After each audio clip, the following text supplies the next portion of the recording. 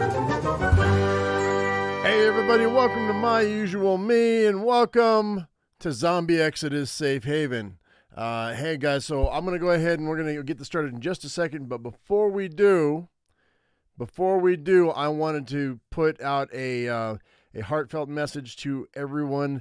I know I'm not political on this channel for the most part. I try not to be, although I do make some jokes, but there's a real serious thing happening over in Ukraine right now, and I do have some friends that of 20 years who came from Ukraine, lived in Ukraine, have family in Ukraine, and I want to put my heartfelt my heart and my mind out to them today, and wish you all the best of luck, and hopefully your families are okay. If you hear this, I am thinking of you, and hopefully you are all right. I don't think they don't live in Ukraine at the moment, but their families are still there. So anyway, that being said, let's go ahead and get into the meat of the live stream today. Zombie Exodus Safe Haven. This is an interactive game, guys. This is like the pick your own adventure books. If you're like my age, I grew up before the internet. We had pick your own adventure books, and I used to love the heck out of them. And this is exactly what this is, only on steroids. That's just the easiest way, if I had to boil it down to one sentence. Zombie Exodus Safe Haven is a pick your own adventure on steroids. It's the earliest video game because it was the video game in my head when I was growing up. So so hopefully you're going to enjoy this. This is really detailed in the beginning, so we're going to have some choices to make. I'm going to ask you to help me out here. I think Jim Dattilo. I want to call you Dattilo, but it's only one L. It's a hard L, right, Jim? Anyway, he's the author. Everybody, Jim Dattilo, how you doing, buddy? Good to see you. My Laura 777, D Rabbits, Old School, Jim, Canute, Old School, Zeus. How's everybody doing? Hope you all are doing great. I'm going to go ahead and I'm going to pop chat out right quick, and then we're going to get started. Let me go ahead and do that right quick. And there's Vicky. Hello, Piccolo. Apocalypse Man 98. Text adventures are fun. I've never done a text adventure on this channel. And when Jim approached me and asked me if I wanted to do this, I was like, yeah, I could do that. And so it's been a long time coming. This is part 1. There is part 2 that's already out. If you go to the description in this video, down below at the bottom, there is a link which will take you to the Steam page. So you can go ahead if you want to buy it. It's really cheap, actually. Hang on a second. Let me just go boop. Okay, so right now I think it's selling for $4.99. And then you can pick up part 2 for like $4. All the DLCs together are $6.96, and that's including, Jim. Does that includes part 3, which is coming out here in just a few days, right? Is that next month? If they want to buy all the DLCs together, which are double skill points, attribute points, part 2, all that good stuff. Anyway, so for like less than like $15, you can pick, or $16, you can pick this whole thing up. USD, mind you. So yeah, cool. A deer and a rabbit said what? It's also on iOS and Android. Okay, cool. We didn't really talk about talking points as far as what you wanted me to say. Anyway, but I'm going to read off real quick. So zombies rise again at the dawn of the apocalypse. In this companion to the smash hit Zombie Exodus, which I have not played, but you might be interested in. Can you survive the first few days of the zombie outbreak? As the dead rise, society collapses, and the living struggle to survive. Pretty much the end of the world when it starts, kind of like 2020. What I thought 2020 was going to be, only zombies. So what we're going to do is I've reset my game because I've already played this once. Part 3 is 3 of 3. Okay, so and that is coming out. When is that coming out? Do you have a hard date? It's next month, guys. I don't have a hard date in front of me, though. Anyway, I've restarted this, and we're going to go ahead and we're just going to play the game from the beginning. You can add extra points if you decide you want extra points. You can restore a saved game, which I wiped mine because it only takes a couple hours to go through one adventure.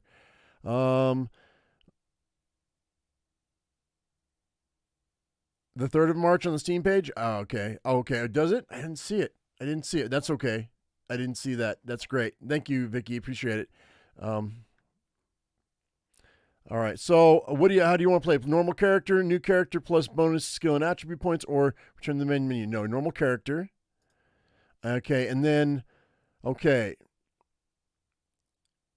Thursday, May 10th, 2012.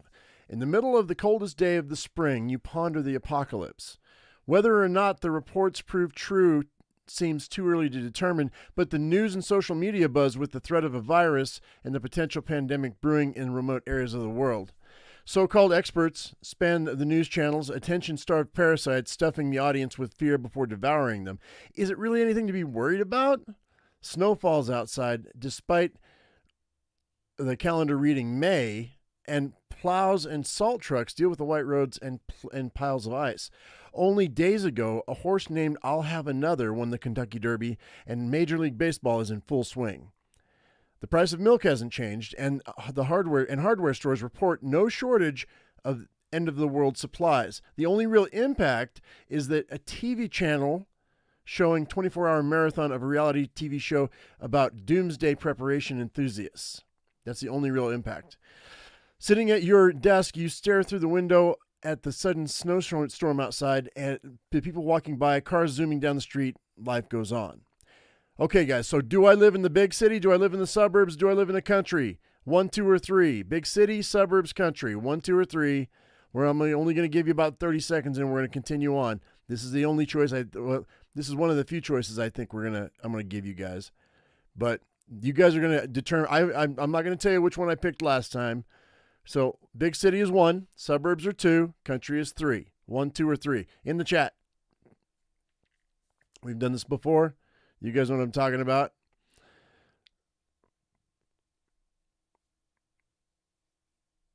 Oh, look at you guys. Look at you guys with the spread. What is this? What is this? It would be really messed up if you guys were trolling me and it was like, you go 3, 2, 1, 3, 2, 1, 3, 2, 1, 3, 2, 1. That would be messed up. Looks like 2 so far. Looks like 2. With the country being the Uh-oh.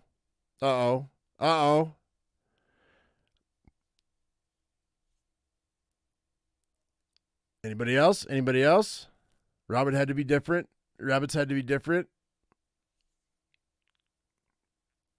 And there's nothing wrong with that. That's okay.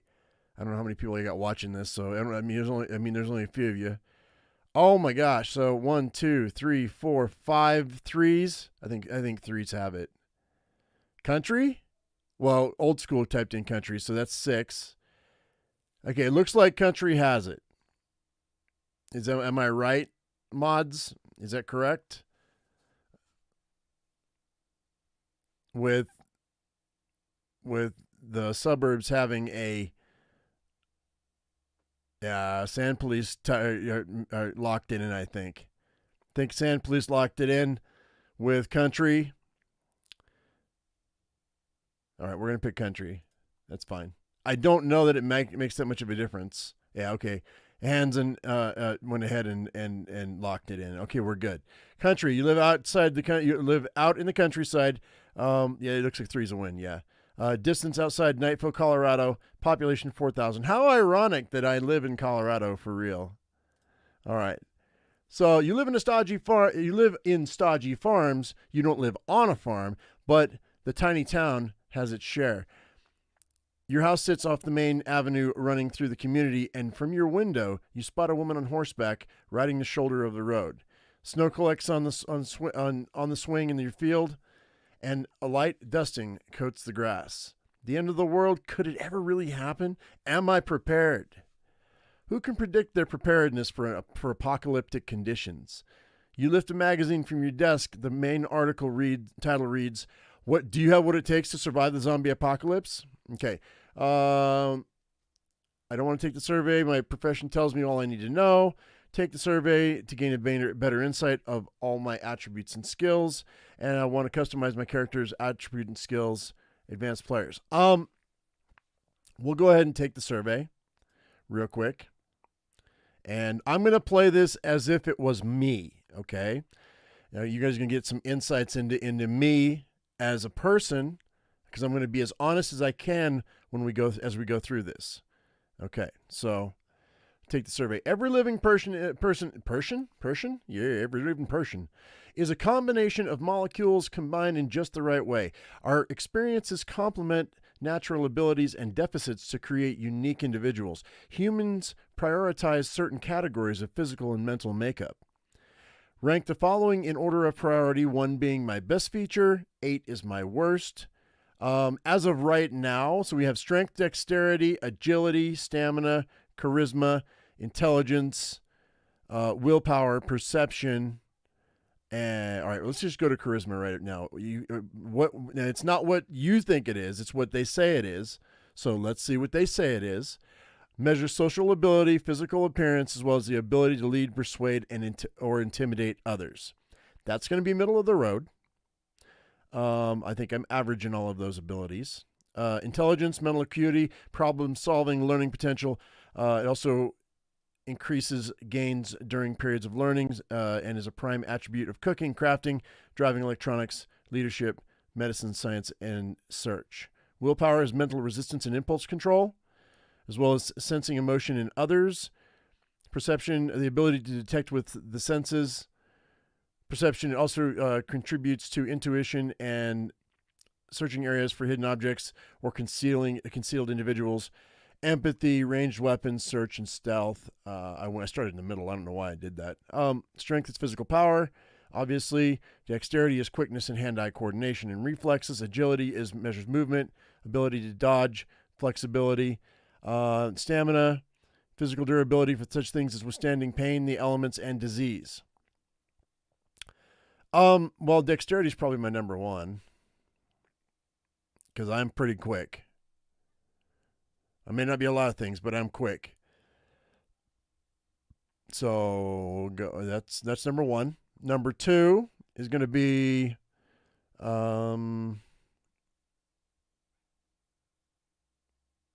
probably perception in real life. I'm pretty aware of the things that are going on around me and around my house. Third would be, I thought I had agility. Wait a minute. Did agility not take? What did I type in? Or what did I put in? Oh, well, we're going to put agility in there. I don't know why I must not have clicked that correctly. I must have misplaced that. Oh, dexterity is what I clicked. Okay, well, that's fine. That's fine. Those can be flip-flopped. That's all right. I'm okay with that. Next, the middle of the road would be charisma. Let's go ahead and let's go with stamina would be next. No, I mean, I'm not a unintelligent person. I don't think. Then we'll go stamina. Or no, we'll go willpower because I have quit drinking and I have quit smoking. So I'm gonna say, which willpower should probably be higher on the list, but that's fine. We'll do strength and then I'll do stamina. No, we'll do stamina and then I'll do strength because that way. I mean, I've been sitting behind this desk for a few years now, and I don't exercise nearly as much as I should. I'm a little overweight. So, all right. So here are your current attributes. Do you agree with the assessments? Sure, that's fine. I don't want to go through them again.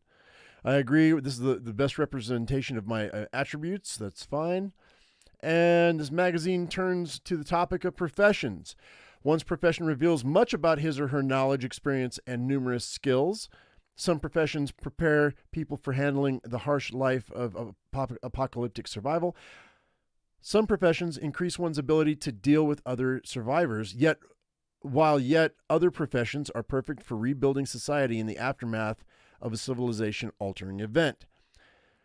Many professions have preferred skills which can improve at an easier rate and may reach master level. Non-preferred skills may only reach a superior level of ability, usually enough to accomplish most feats. Which best describes you? Now, I've already gone through this before. Like I said, I played this once before.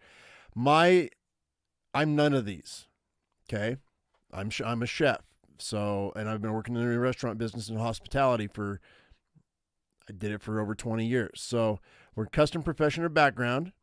We're going to go next.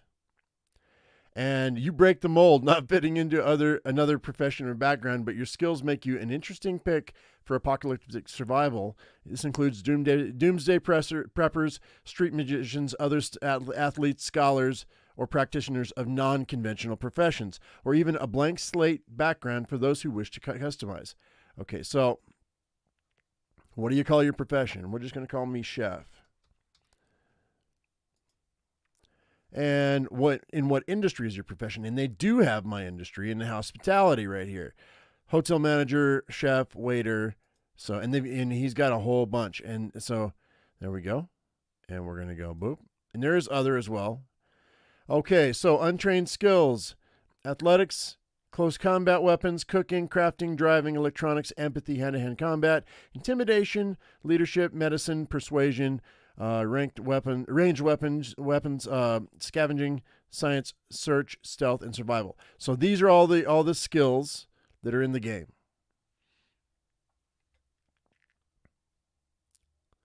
Making procreation happen. What the heck? Anyway, so do you want to keep this profession? Yes, we do. Okay. So what is my preferred skill? Well, let's see. Let's just go down here. Out of all of these, if it was me, well, I guess cooking would be it if I had to. Because, I mean, yeah. There we go. All right, the art of preparation, preparing food to be eaten. At the basic level, you can fry an egg without burning down the kitchen. At the master level, you can be an executive chef at a 5-star restaurant. In survival situations, the skill provides bonuses to nourishment from food and allows player to salvage nearly spoiled food for consumption. Players with cooking benefit from high intelligence and dexterity. Okay, so which your second preferred skill is going to be scavenging. Because in real life I was homeless for twice in my life. So I've been homeless twice in my life, and so once in my 20s and once in my 30s. So, and I learned to scavenge quite well, I might add. It measures the ability to find usable items and resources in all things, from the deep forest to abandoned buildings. Adept scavengers creep into fallen houses and locate food, ammo, and clean water where others would search and leave empty-handed. Are these your preferred skills? Sure. Now, mind you, this is only going to give you 1 point in these skills, but that's a point you don't have to spend later. Some individuals have challenges either inherited through genetics as a result of illness or developed through the course of life. Although these disadvantages can cause difficulties for some people, they often grant opportunities for growth, OFGs, in other aspects of life. I mentioned that a while back. The opportunity for growth. An old manager of mine used to say, "There's no such thing as a problem; it's an opportunity for growth." When a deficit occurs, people develop ways to compensate. Some perceived challenges may even be positive. All right, so for me, I'm allergic to pollen. I have hay fever.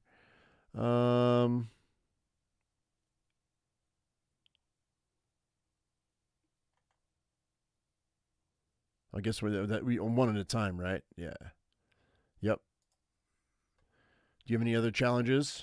Sure. Let's see what else we got. Fear of heights.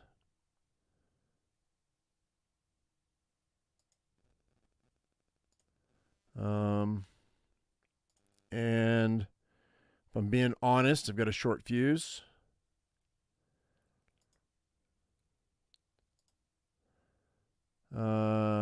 Let's see. Yes, these are my challenges. All right, they're only asking you for 3 at the most, so that's not too bad.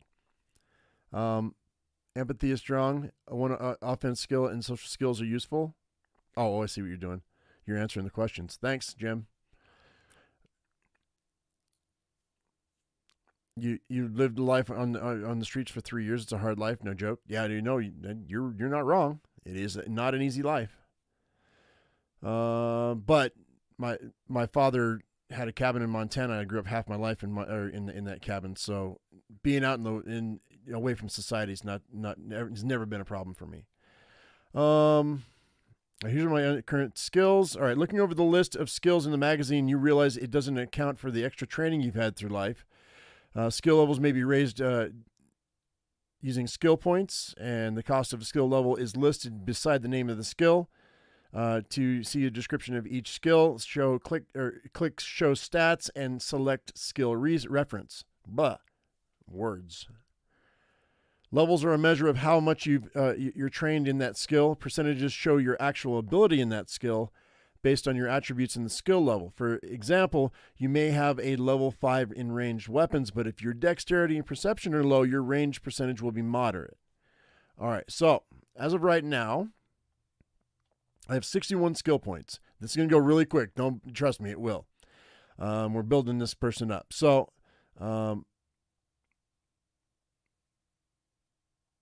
okay, so scavenging and cooking should take nothing to raise it up one level because you get a free point. So we're going to raise scavenging up. We're going to raise cooking up because those are free. Okay. So now those are both in one, and we still have the 60 points. Or it says 61 remaining skill points. All right, so I'm going to go ahead and we're going to go with, I'm going to raise scavenging up to 5. And okay, so now level 1 costs 1 to raise. Level 2 will cost 2 to raise. So it goes scavenging again. It costs 2 to get us up to level 3. It'll cost us 3 to get us up to level 4. And we're going to get him all the way up to level 5 in scavenging. I think that's what I had before. Okay. Boom. And then now I've got 46 points. See how fast that went? It goes really, really quick. So you can't wait, what's this? Hey Kitty, how you doing? Dependent child's a good challenge as well. You can't handle the possibility of losing a pet for the challenge.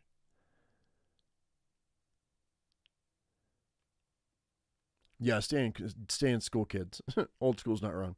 All right, next, let's go ahead and I'm going to take my cooking and I'm going to raise that up. I have gone to school for chef, so we're going to raise that up to, I'm going to say level 4. I'm not saying I'm a 5-star chef. By no means am I a 5-star chef. I'm pretty damn good, but so we're going to go cooking 4. We're going to leave it at 4. Let's go ahead and let's go with, now I only have how many points? 40 points left. Let's see here. I do use a bow, so my ranged weapons would be pretty good. I would say probably a 3. I'm a little above average, so we're going to do ranged weapons. I'm going to go,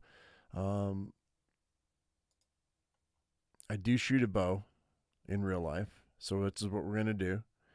We're going to go ranged weapons. That's going to be the third thing. All right, that's level 3, right? Ranged weapons 3. And let's see here. And then we're going to go with next. Crafting's not bad. I'm a pretty crafty fella. We'll go 2. Let's go 2 in crafting. Where's the crafting? Where are you?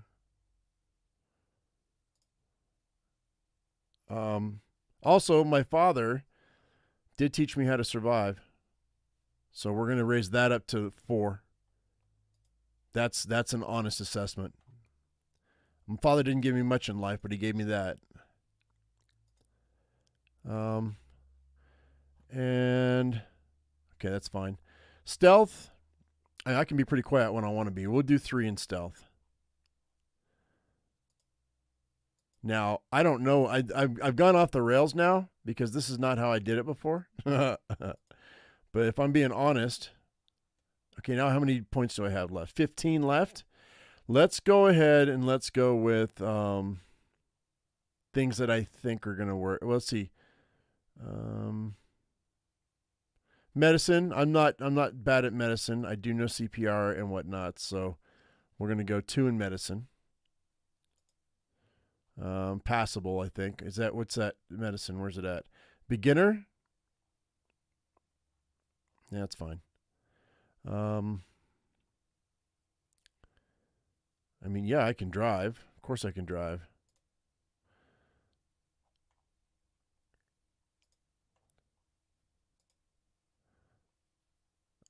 I'm going to have to put 3 in driving if I'm going to be honest with it, because I'm a decent driver. Let's see. 6 remaining. What do we have okay, close combat weapons. I'm going to go 1, because anybody can use a club. Yeah, basic. That's fine. Let's see here. I don't know anything about electronics. I mean, I guess I'm an okay empathic person. I guess we're gonna put that at the beginning because I mean, you know. Let's see. I don't intimidate very much. Leadership. I mean, I was a manager for a long time, so I guess we'll put. But I don't know. I don't know how good. Oh shoot! Hang on a second. Let's do search. Let's put a couple points in search. That's going to kill me if I don't have a couple points in search, probably. To be honest, because this is still a game. Is that it? Did I use all the last of my? Wait, I did. I used all the last of my points. Okay, so that's it. All right. With all the stresses of the outbreak, focusing on something you enjoy is a worthwhile way to clear your mind, relax, and forget about the apocalypse. Throughout your life, you've enjoyed many hobbies and pastimes, but 2 have captured your interest the most. The first being, look, guys, I'm a gardener. Like I mean, like right now in real life, I got plants that are going to be going out. So, gardening, and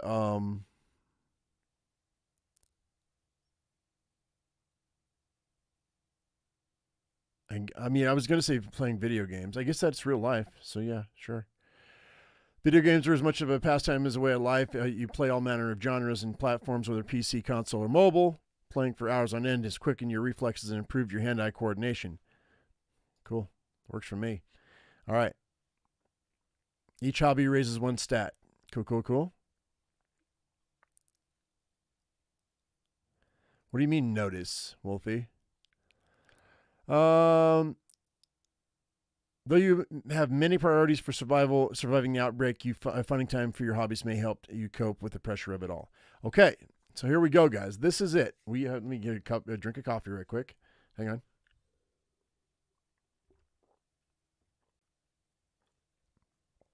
That is my dude. That is me, pretty much, in a nutshell. All right, you drop the magazine and stare out the window at the flakes of snow drifting from the midday sky, the clouds swirling in a dark, amorphous blob. Heat from an old radiator warms your hands, and the wonderful aroma of homemade vegetable soup, Grandma's recipe, wafts through the air. Your vacation ended. It's now back to business. A crash from the back of the house. You twist in your recliner and face the kitchen. The thin wooden door is only a few feet away. You wait a few accelerated heartbeats and hear no sound from the other room. Rushing to the door, you open it in a slow swing. The old hinges creak in exaggerated squeals, each one instigating a cringe. You shiver as you pass the door. Cold air greets you with a sharp hello as the wind carries snow through a shattered window. Ivory-colored curtains over a bay window flutter in the frigid May air. On the yellow-tiled floor, a creature twitches, small and brown with dark red swatches in a fresh, bloody glaze. Tiny paw-shaped blood marks swirl in a pattern beneath its body. Its glassy eyes stare up at you as if to ask, why? Your smartphone vibrates in your pocket and you view the screen. Jamie. You decline the call. There are a few more pressing matters.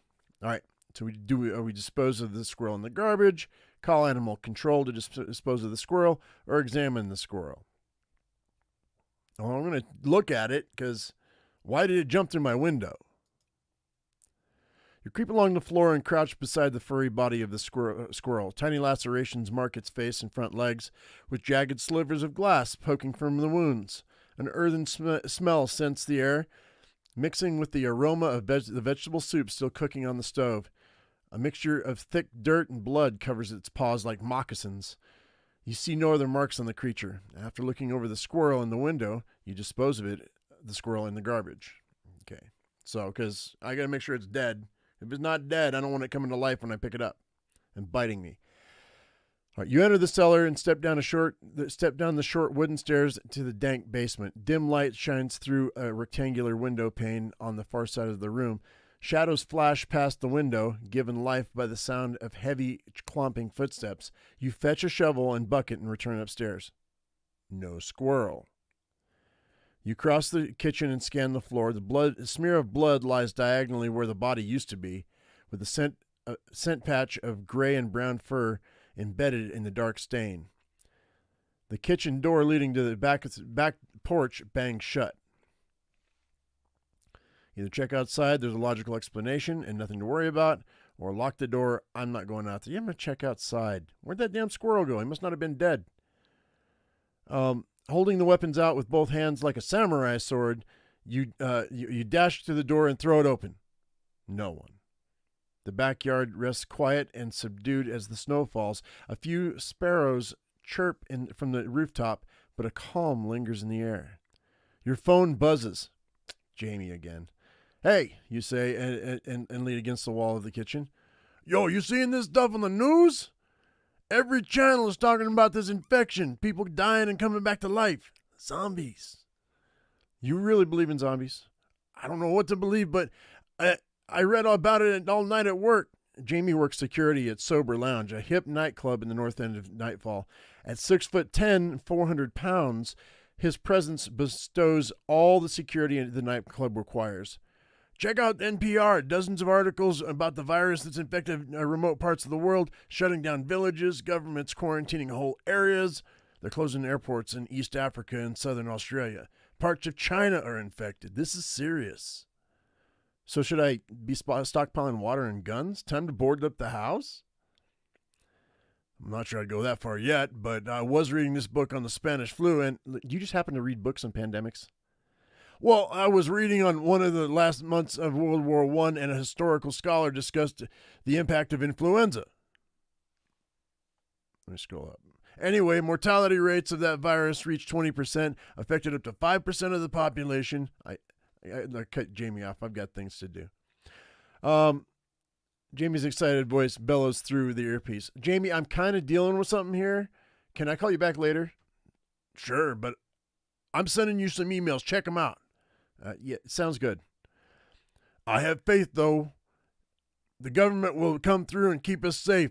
Too many powerful people stand ready to protect us. Politicians, scientists, the virus doesn't care who it infects. They know that, and they'll work to stop it. Yeah, I hope so, Jamie. Changing topics, did you finish your profile for that dating website? I remember I get $25 if you do. So you can even cancel the account after you go through the setup.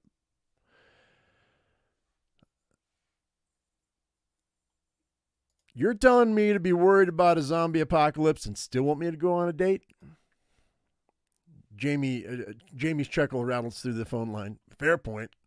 But it's just a few questions. If you get around to it, I sent you an email. Anyway, I have to work again tonight. If you get bored, give me a call. Enjoy the rest of your day. See ya.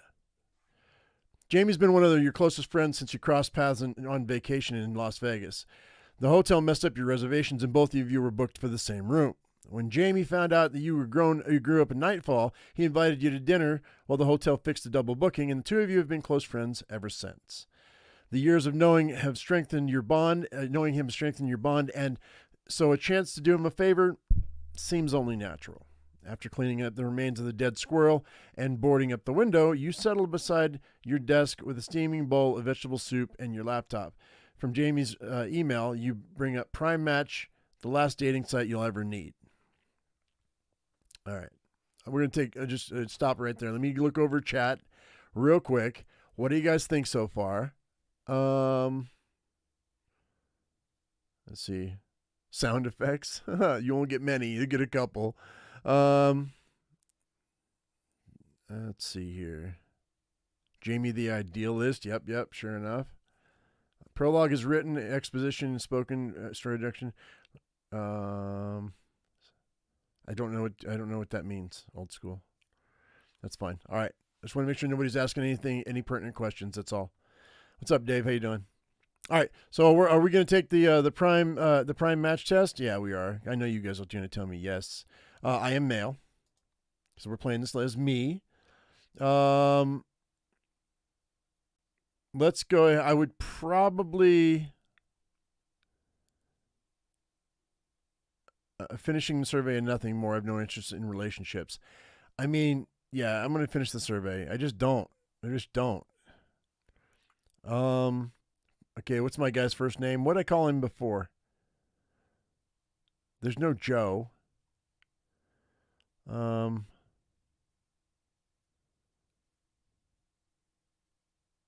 Sam. No, we'll go Michael. Oh, that's right. It said something unique. I could have fixed it myself. Sam Gray. Why not? All right. That's all we need to find your matches. If you'd like to tell your matches more about yourself, feel free to complete your profile. Note completing your profile does not impact any referral rewards. If a friend requested you to fill out your dating profile, you have done enough to grant that person referral cash. All right. You know what I'm going to do? Do you want me to fill out the full one? Yes or no? Real quick, chat. Real quick. Yes or no?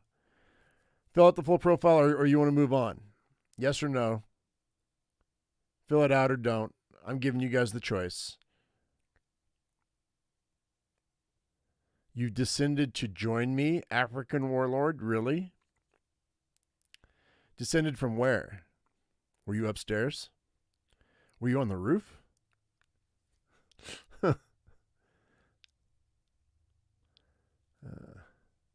Okay. Oh, God. Here we go. Here comes the chat. You want yes? Oh, that's it.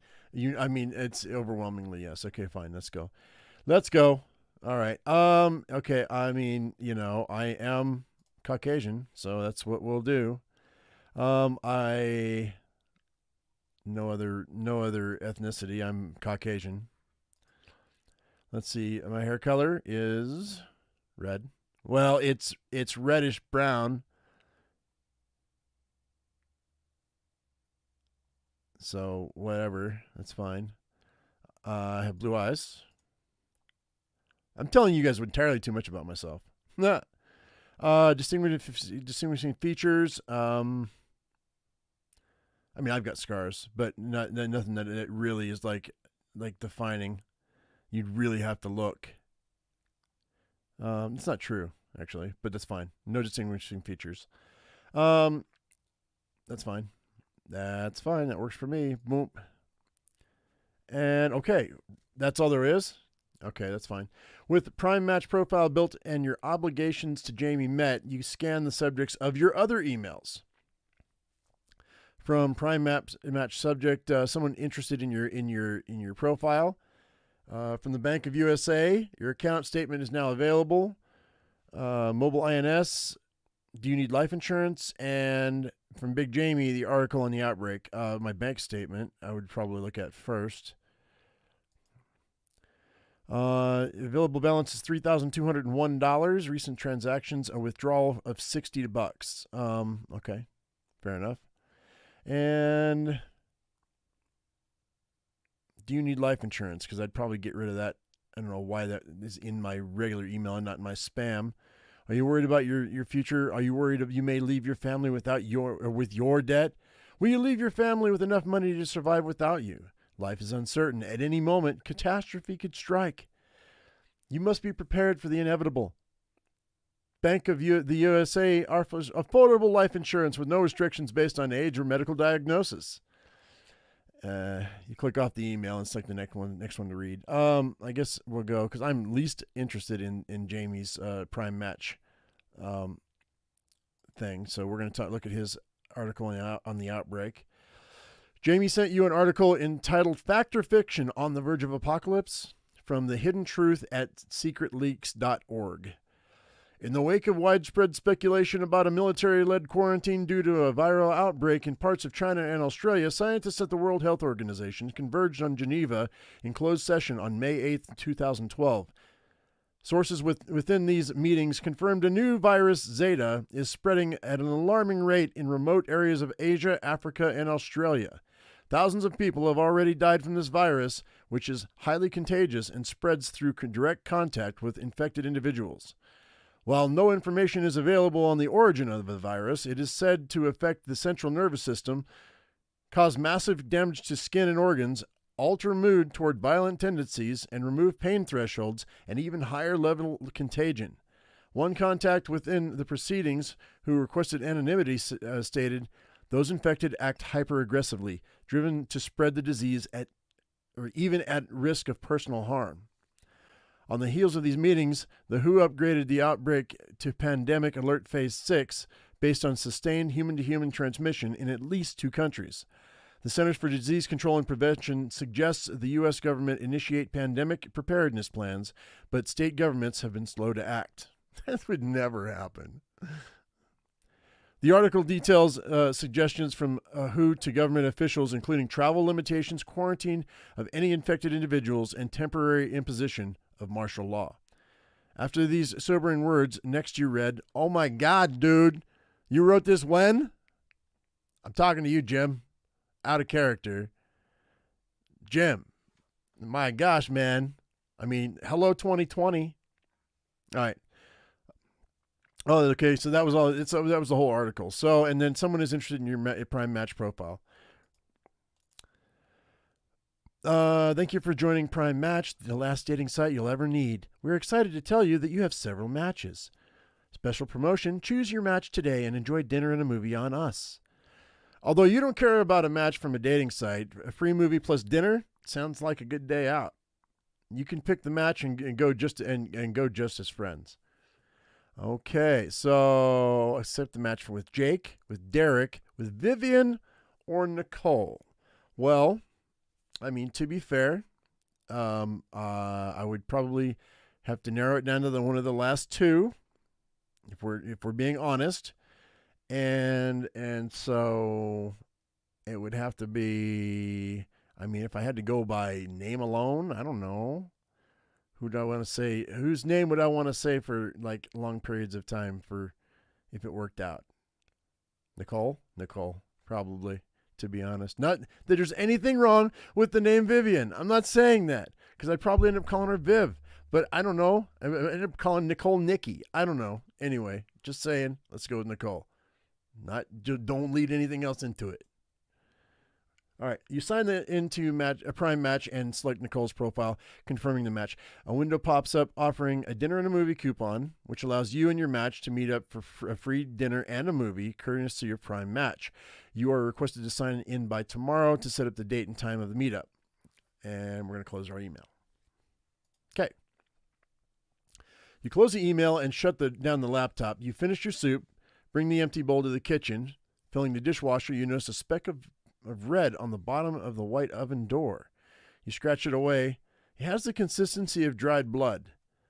From the small window over the sink, you notice the snow has stopped and the clouds have pulled away from one another, exposing the naked sky beyond. Snow in May. What a crazy world. All right. Friday, May 11th, 2012. Is this a text-based game? Yeah, Hanson, it is. It's the first one I've ever done on the channel. Oh, you can read their profile? I didn't know you could read their profile. Can I? Oh, it's too late now. I already went too far, didn't I? I can't go back. That's fine.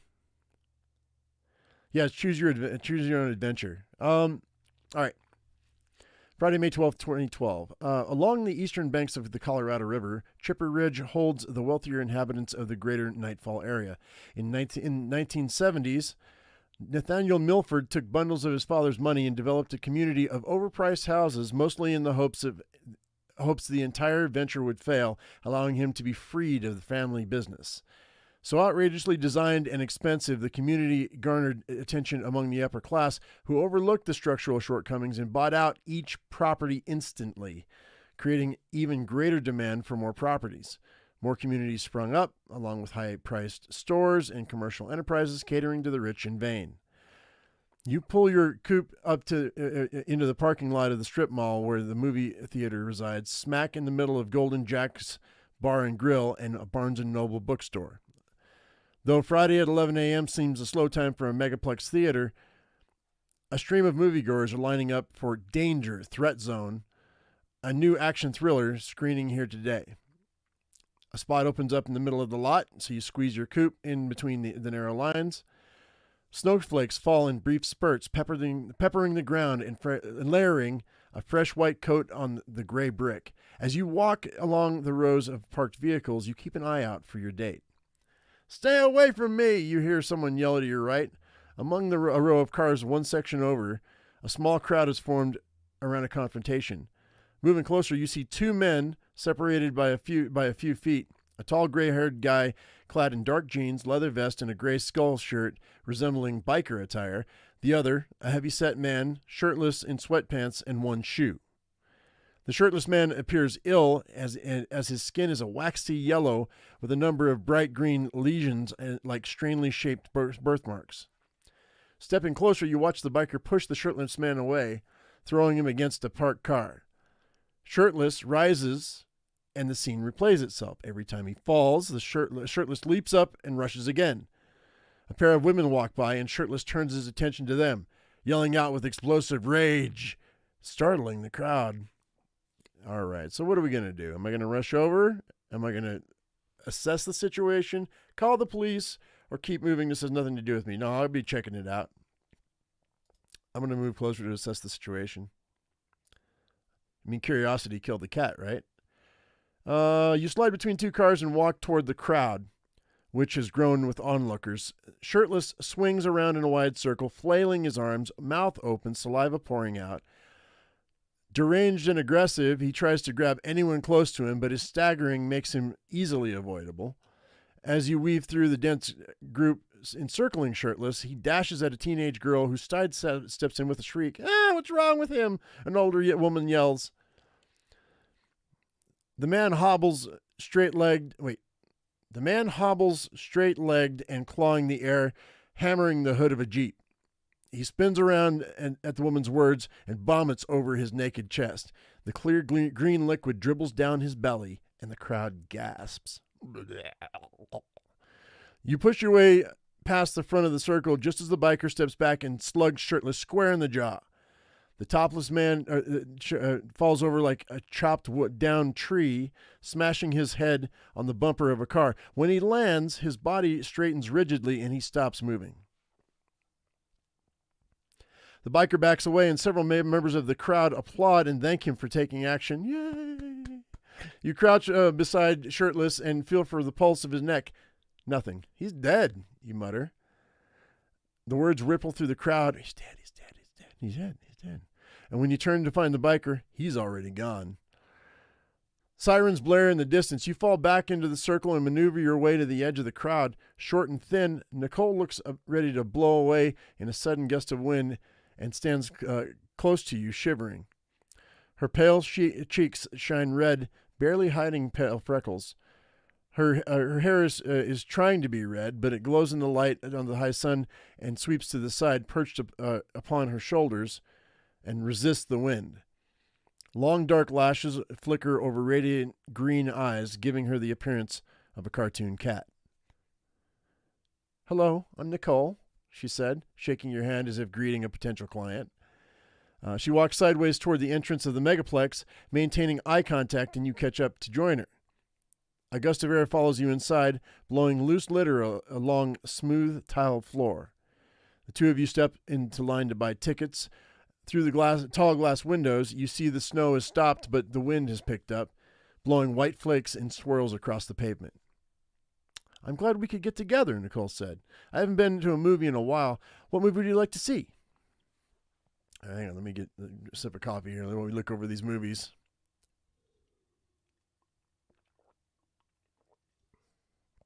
Let's see. First date.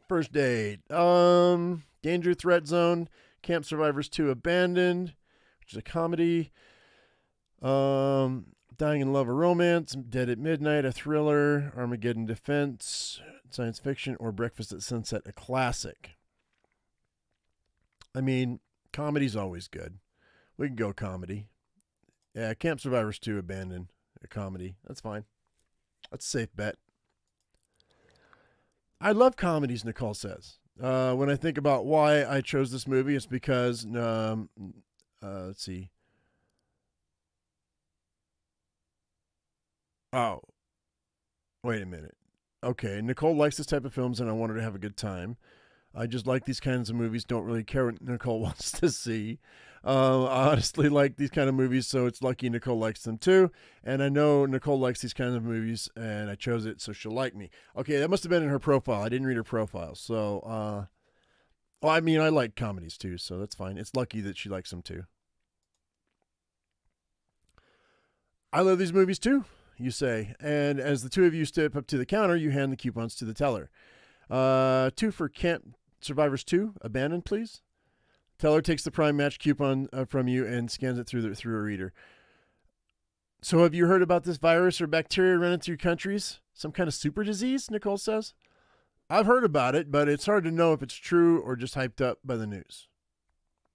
The two of you join what little details you know about the disease, mostly rumors and conjecture circling around the news agency to news agency, from news agency to news agency, wild accusations traveling the blogosphere of plots by governments to reduce the population, along with various other unfounded stories of secret agents and scientists working underground to develop a cure. It sounds like me and somebody else I know that might be watching this stream. Anyway, on the daily. I like to sit right in the middle of the theater. Is that okay? Nicole asks. Yeah, we'll sit where she wants to sit, but that's where I like to sit anyway. You sit up too close, you can't see anything, and too far back, and you got to watch everybody else's crap in the middle from the movie. So in the middle's good. I'm down. Sounds great. Previews are starting, so let's get to good seats, you say. Nicole looks happy that you agreed. The two of you find side-by-side seats in the thinly lined, filled aisles, and moments later, the lights dim and the previews start. Nicole leans in close to you, and she grabs your hand. That's interesting. On your right, a few teenagers chattel and rattle boxes of popcorn. Smartphones glow as they type on the tiny screens. Trumpets blare on the screen, and the lights dim further as cartoon candy containers and soda cups dance and celebrate the start of the feature. But as soon as the first credit rolls across the screen, lights flicker on, the film stops. A few dozen heads swivel in unison as a voice resonates through the theater. Sorry, everyone, but we have to suspend the film. A gaunt middle-aged man in staff attire states, I'm the manager, and I'm here to inform you, in the lobby, well, there's a disturbance, some kind of riot. We feel it's safest to hold the movie and get ready to evacuate. Everyone should remain calm. And with that, chaos ensues. Let me tell you something. I'm going to stop right there. And I'm going to do enough theaters to know there's always a back door out of the theater. I would be going out that back door.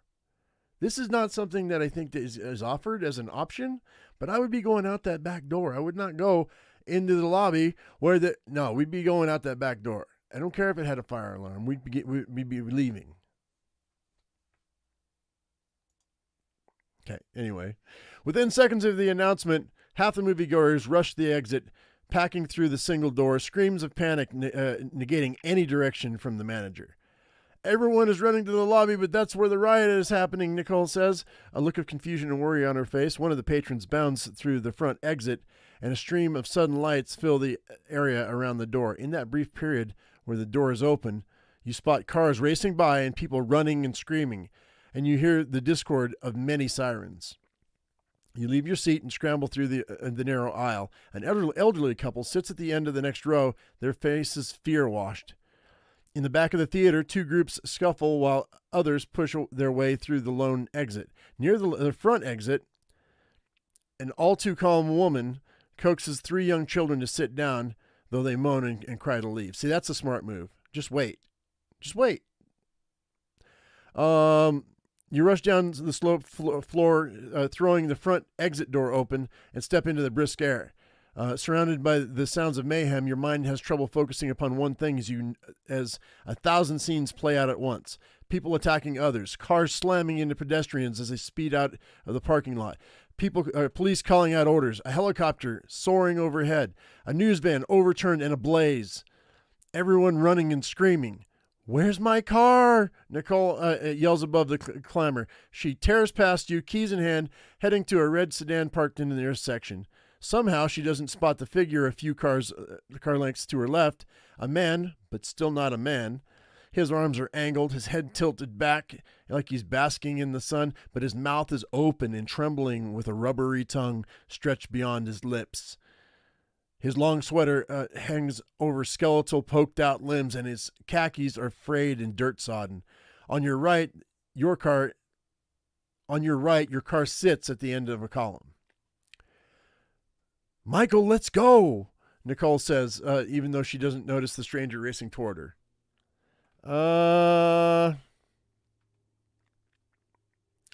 Yeah, I would probably intercept the stranger before he attacked her. She is my date, after all.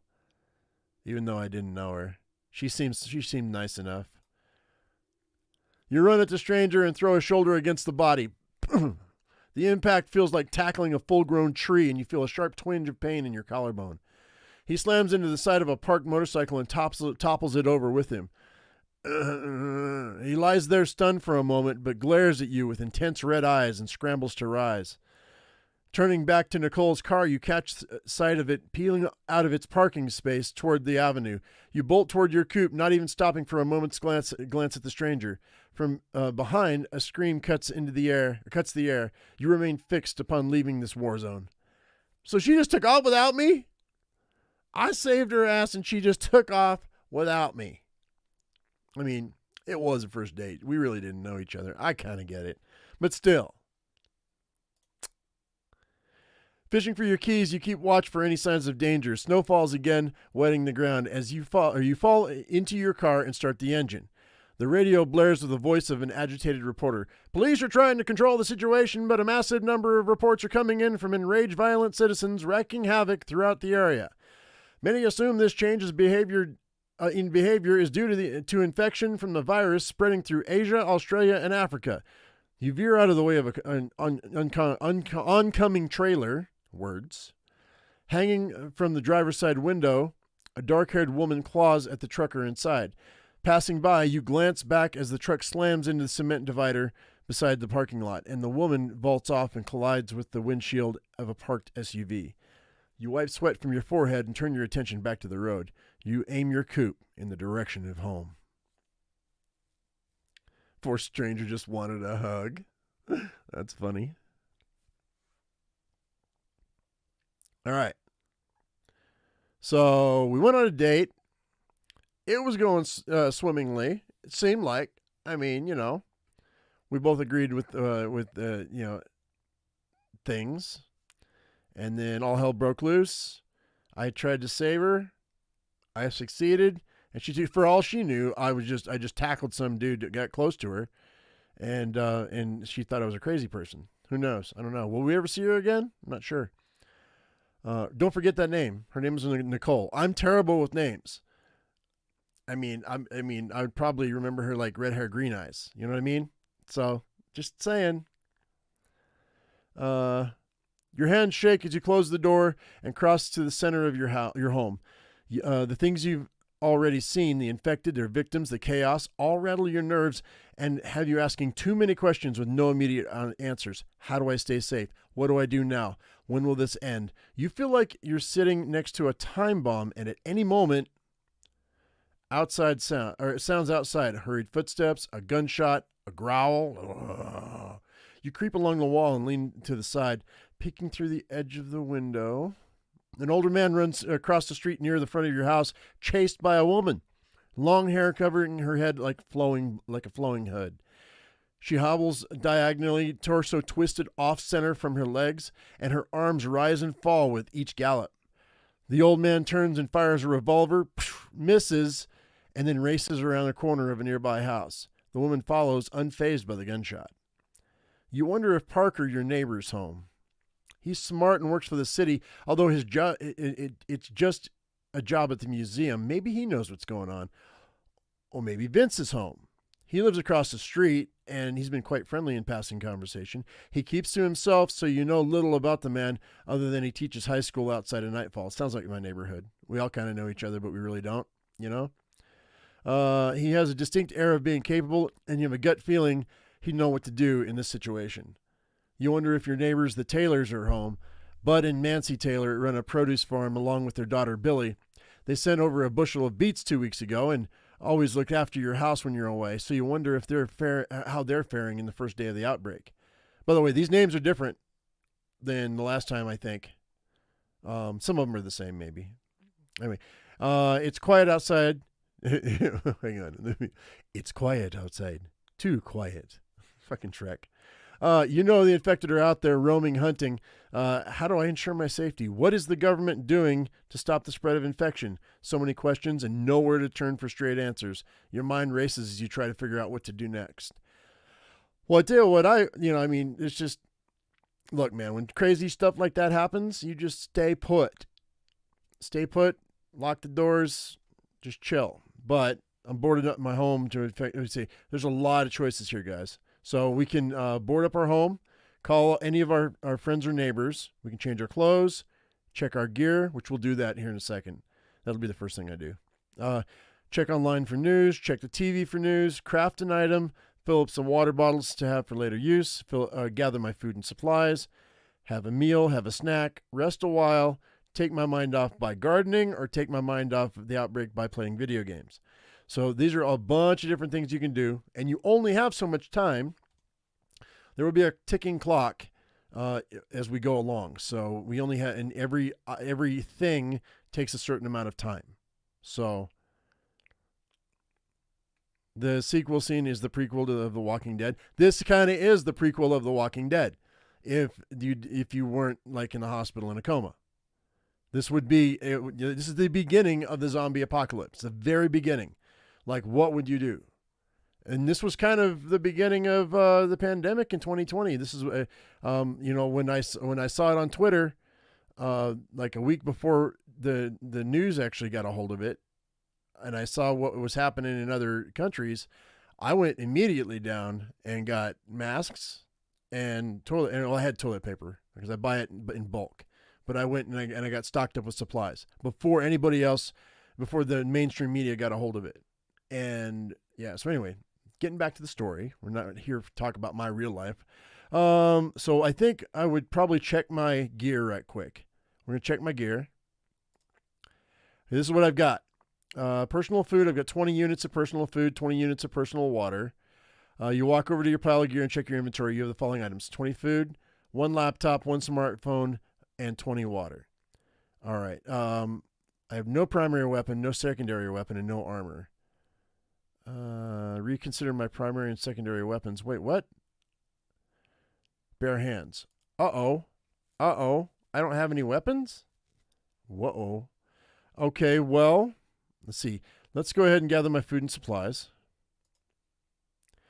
Oh, here we go. This is okay. I needed to do that. Okay. So searching through your entire house, you gather a variety of useful things: a backpack, a knife, toiletries, which are 2 bars of soap, half a bottle of shampoo, half a tube of toothpaste, extra blankets, a bottle with some whiskey in it, a hammer, nails, some wood, along with a half full bottle of painkillers. Being out in the country, you have advantage of well water on your property, so you're not too worried about running out. In a closet in the living room, you find a GPS and flashlight with a pack of batteries. You create a pile on the first floor so everything is accessible when needed.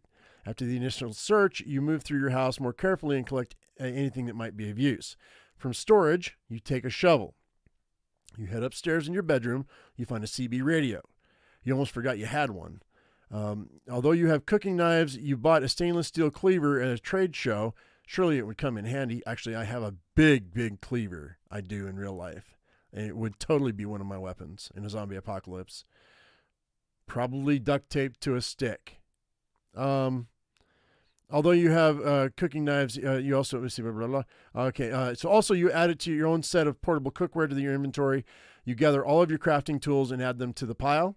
Your neighbor asked you to work on his old Ford truck engine, so you brought all of your mechanical tools out of storage recently. That's handy. In the medicine cabinet, you find unopened first aid kit and 5 bandages. You check your closet for once more and bring out your firearm. You own a firearm?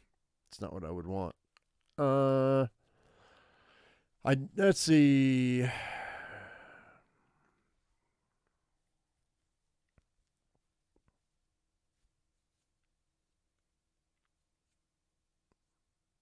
It would probably be the far shooting, powerful bolt action rifle. To be honest, the 1903, the Springfield. It'd be a hunting rifle, and it would have been an old one from my father. Bolt action rifles tend to be the most reliable and accurate, and they have an effective shooting range of 1,000 yards, giving credence to their use as sniper rifles in the world wars. Slower to fire due to its firing mechanism, this weapon is useful in the hands of those who take great care in each shot, but only need one bullet to bring the target down. If you had a scope, it would be even more accurate. Yes. Yeah. Securing the house, you locate numerous items hidden under boxes in the attic, including a heavy rope and an old baseball bat. There it is, from your days of playing softball. One crate has a pair of binoculars in working condition along with a compass. You also bring out a set of 3 road flares you kept in storage. After searching the house, you remember buying a few supplies for your camping trip you were hoping to take. Compound bow. I have a compound bow.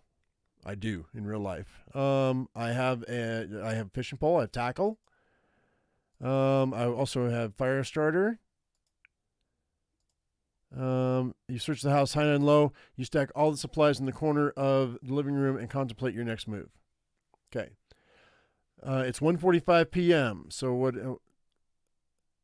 You have ranged weapon 3 plus, so you get a firearm. Okay. Well, I was looking for the bow because it's silent, and the baseball bat because up close. You know what I mean? So we need a hand-to-hand weapon, and I need a bow because I can make arrows. Actually, I say that, but I've never had to make an arrow, so maybe not.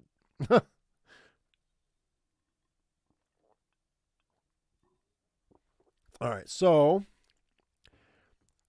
I've gathered all my things. I have well water, so I'm not worried about water so much.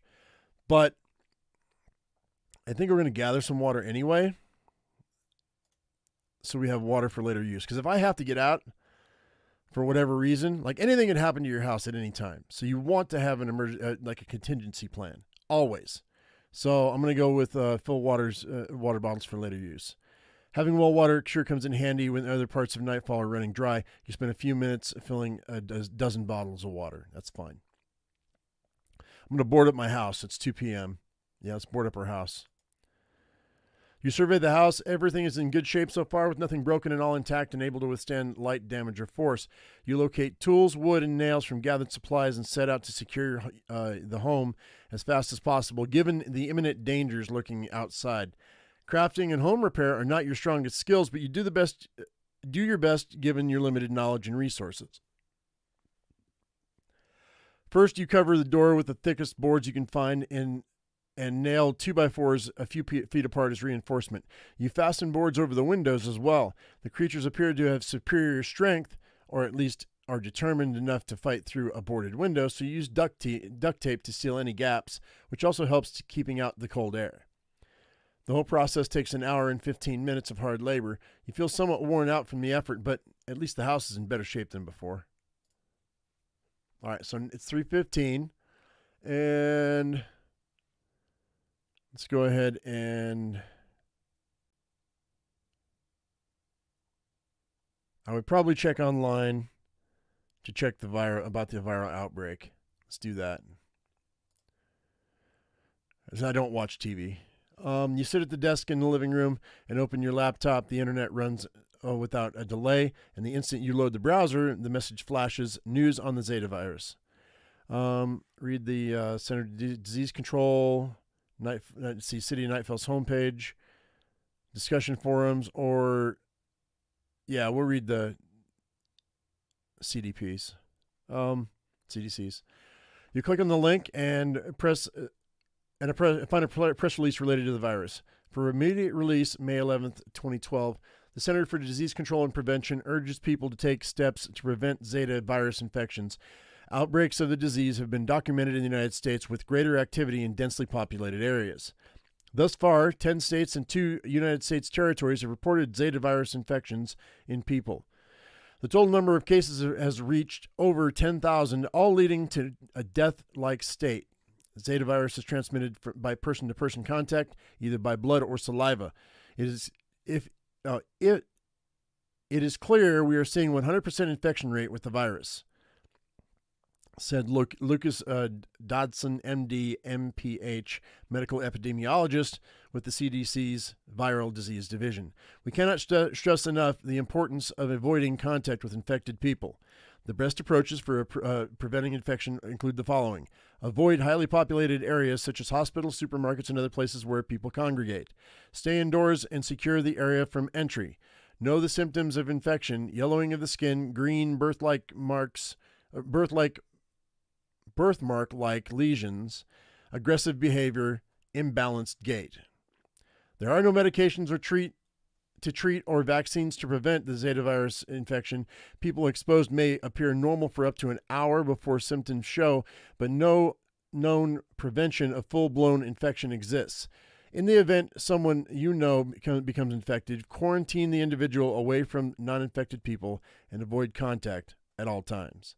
After reading the CDC website, you check out, City of Nightfall's homepage, maybe. Yeah. Navigating the city site, you find a notice related to the outbreak.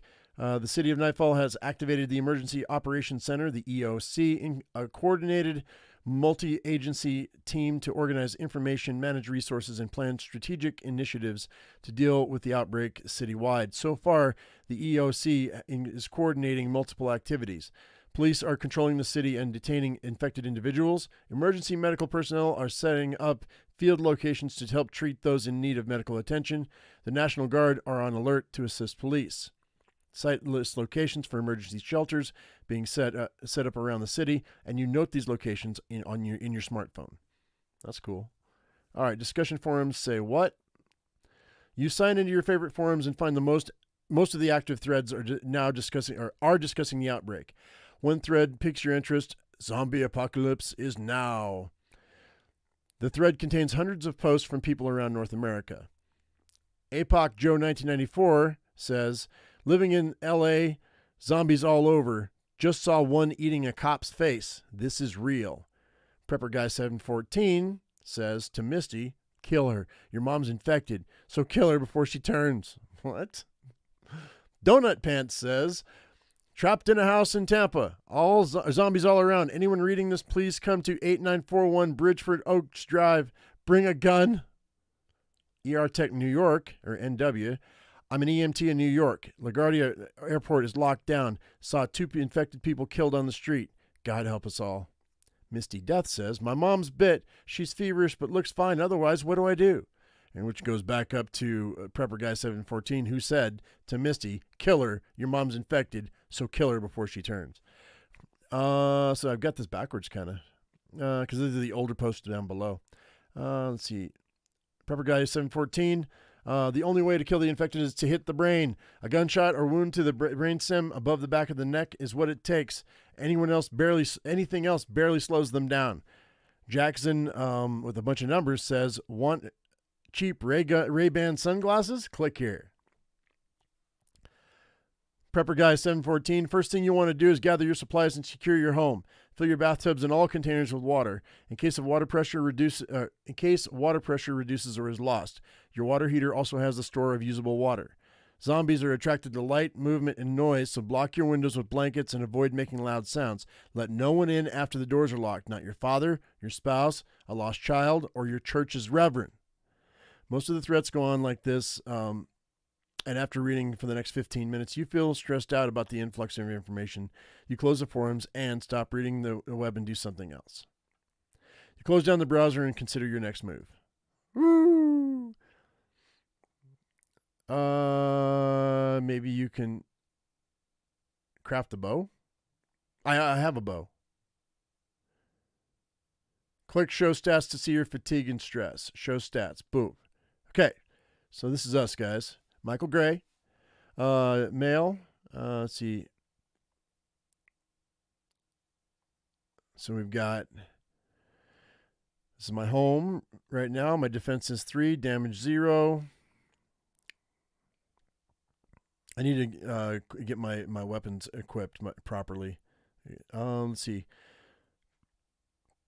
Challenges and perks, health, personality, attributes. So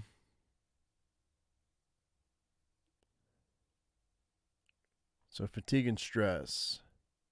Fatigue is 56 and stress is 72. So I should probably figure out something to do to take my mind off of this for a minute. We'll probably do some gardening in a second.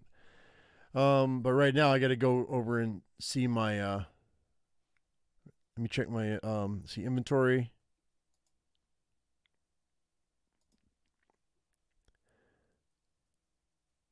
That's everything I've got. 29 water right now. 20 food. All right, let's go ahead and go. Let's return to the game. And then I want to go and check my gear right quick. Because, okay, I got to reconsider my primary and secondary weapons. So the primary weapon is going to be the compound bow. Secondary weapon will be the baseball bat. There we go. Okay, so that way we got it set up in case something happens. Let's call Jamie right quick. He's the big guy. You bring up your favorite contacts and dial Jamie. The phone rings 6 times with no answer, and then voicemail clicks on. You leave a message for Jamie asking him to call back anytime. Immediately, you receive a text message, and Jamie tells you to try him on your CB radio channel or SSB channel 40. You haven't used the CB much since he gave you one. He won 2 in a state fair. On channel 40, you announce yourself and hear Jamie's unmistakable baritone in reply. Believe in zombies now? He asks. It's hard not to. Colorado was hit hard along with Philadelphia and Miami. It's spreading fast, though. Anyway, how are you? He asks in a more serious tone.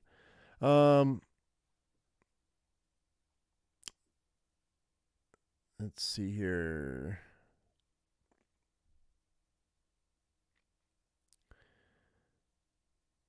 Well, I mean, I'm worried, but I'm safe. I just need to figure out how to survive. I mean, I'm not excited about this. It's reasonable to be worried. Fear is a good emotion to have in such a time. Fear is a good emotion in such a time. It keeps you alert. So where are you at now? Static flares up on the channel, but disappears. Can you hear me, Michael? Okay. I left my apartment. It wasn't safe. I'm right outside the city, not far from where you live. Once I find a safe place, I'll contact you. You can join me there. You're assuming the worst then? Jamie sighs. I'm preparing for the worst. The government is going to try to quarantine everyone and stop travel. They'll try to stop the spread of the virus, but they'll fail. This disease is moving too fast. The civilization will break down in the next few days. With the lack of food, medicine, and stuff people need, they'll loot and rob and do whatever to survive. I'm hitting the ground now and setting up before all that goes down. Jamie often plays the role of conspiracy theorist, but this theory gives you something to seriously consider. Make sure the house is secured, locked, and boarded up, he says. Did that? Doors and windows are barred shut. Gather all your supplies, too. You might lose electricity and water soon, so charge your phone, collect any batteries, fill your bathtubs and sinks with water now. I have a well, so water's no problem. And I have collected all the food and supplies and piled them up in the living room. With the infected, always go for the head. Shoot it, stab it, whatever you can do to destroy the brain. They're already dead, so feel no remorse. Through the CB, you hear a siren zoom by. Woo, woo, woo, woo, woo, woo. Jamie's side cuts off. Jamie! the channel filled with static. You call for Jamie over and over again for several minutes with no reply. You scan other radio channels but find no trace of Jamie. After 30 minutes, you shut off the CB and consider your next move. Save them batteries, boy. And what's up with solar panels? You don't got solar panels? Let's see here. That might be an option. Is are solar panels even an option? Let's see here. Let's go ahead and let's do some gardening right quick. What time is it? 4:45. Okay. Until now, you focused your gardening on non-edible plants and flowers, but your hobby could help provide a sustainable food source if managed well. Living in the country, you have a large yard with enough clear space to grow edibles, and you selected an area close to your house for a raised bed. Also, an area along the back wall is perfect for a trellis. If you have some supplies you have some supplies for tending your new plants, but you'll need more seeds, specialized plant food, and insecticide if you want to do this right. Luckily, you have a few sample packets with seeds for tomatoes, cucumbers, and snap beans. For an hour, you spread soil, plant the seeds, and water the area. Your mind focusing on the task, thoughts of the apocalypse are pushed to the background, leaving you a needed mental break. They do? David? Cool. Solar panels exist in game? Cool. All right, so yeah, because that was my go-to 2 years ago. Like when that happened, I immediately got on the phone, and I did not immediately. It was like a week or two after we were in lockdown, and I was like, hey, you want to bring some dirt to my house? And I called a landscaping company, and they dropped off a metric ton of dirt. I don't really know how much it was, but and then I put in a couple raised beds, and immediately started planting seeds. Well, two months later, I had planted seeds, but yeah, because it was too cold when the pandemic hit. So yep, that's exactly what I would be doing. All right, so what do we do? Well, let's look at our stats right quick. That we were at 70 something for our stress. Now we're down to 58, so it went down by 20%. So that's not bad. Fatigue and stress are not too bad. We're at 99% of our mental health, and our physical health is at 80%. We should probably eat something. Let's what time is it? 5:45. Yeah, it's time for dinner. Let's have a meal. We'll make a small meal. Conserve resources. Despite your hunger, you know it's sensible to consume food early, since it might have to last a few days at least. You gather a snack-sized portion instead of cooking a larger meal. After the meal, you consider your next move. All right, so let's go ahead and look at that again and see if that raised my physical health up. It didn't. Okay. But okay. After we rest, it probably will. Let's Okay, you check your time, 6 p.m. Just then, the front door rattles, and you spin to face it just as the pounding starts. An inhuman growl calls out through the door as long, solid thuds shake the doorframe. A slender figure hobbles across your back field, a man dressed in overalls and work boots. His arms hang by his side but bow outward, and his legs twitch as they take each step. When he turns it toward the front of the house, you see the real signs of infection: his yellow skin, the green marks, the fogged-over eyes with dark pupils flitting around like goldfish in a cloudy bowl. Brown strands of drool waver from his mouth to his chin, and for some reason, whether coincidence or a hidden sense, he looks at your front door as if he knows something lives behind it. He climbs the stairs and stops at the front door, eyes fixed forward, head tilted to the side.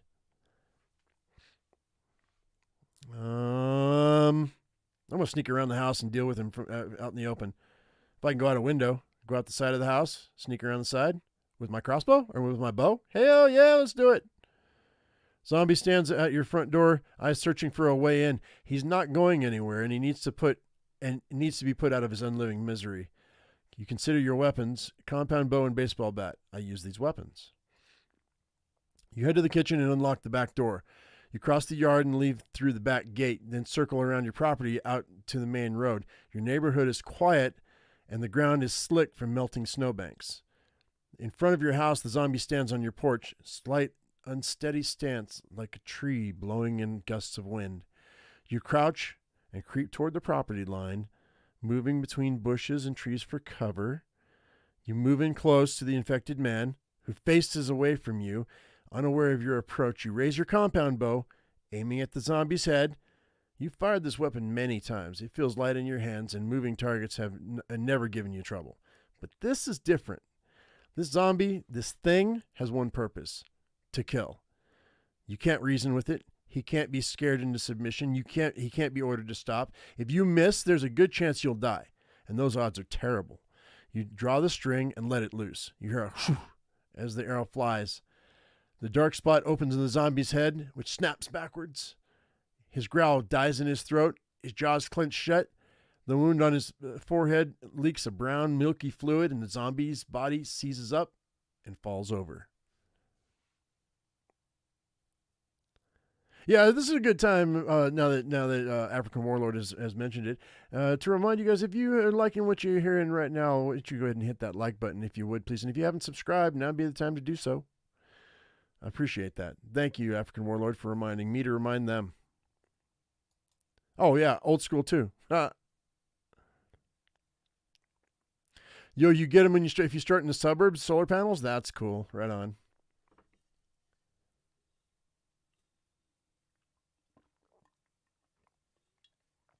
Pardon me. It's coffee. All right. You walk up the path to your house, draw out your keys. Why did that man come to your house? That's my phone. Okay, sorry about that.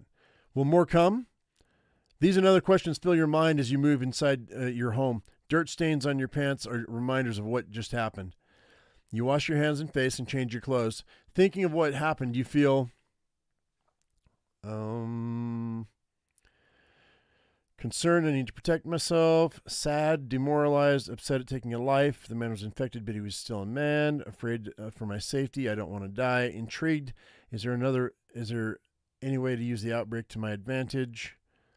I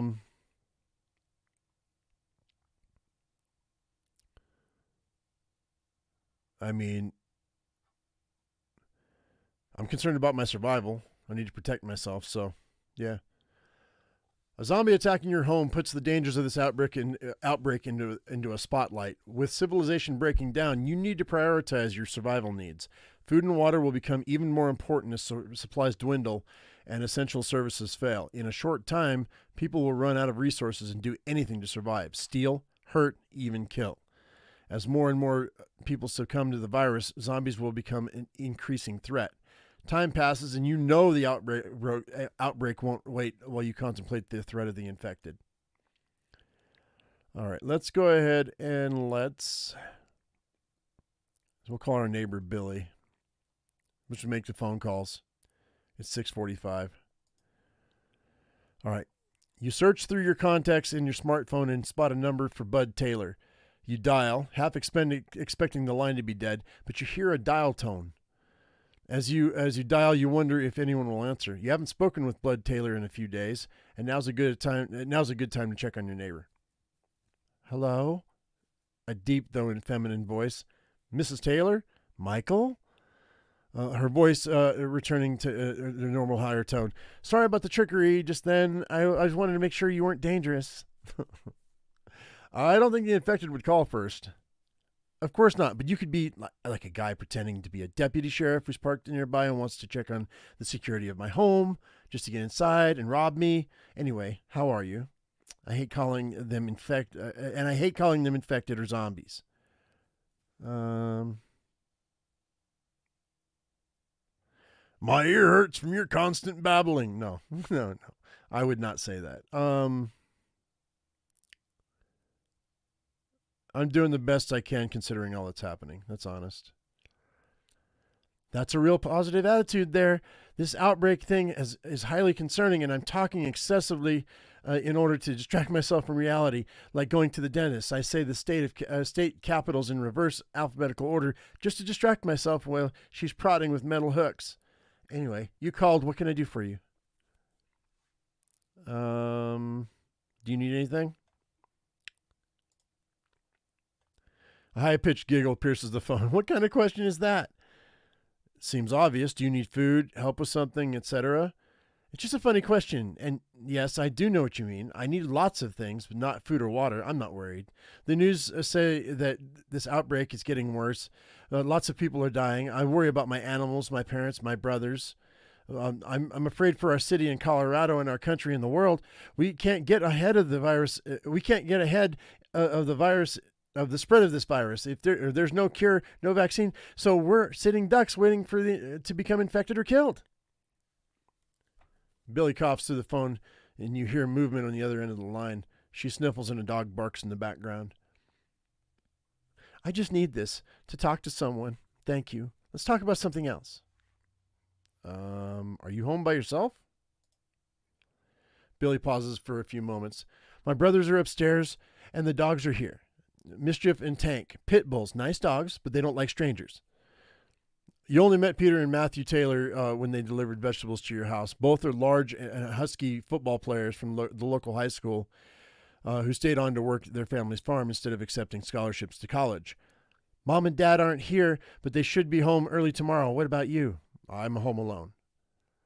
I'm right down the road if you need anything. Just ask. Once the curfew or quarantine or whatever the government calls it is over, I'm heading out, and I'm making your house my first stop. You listen to a few more minutes of Billy rattling or ranting about the outbreak and finally turn into a new topic. Let's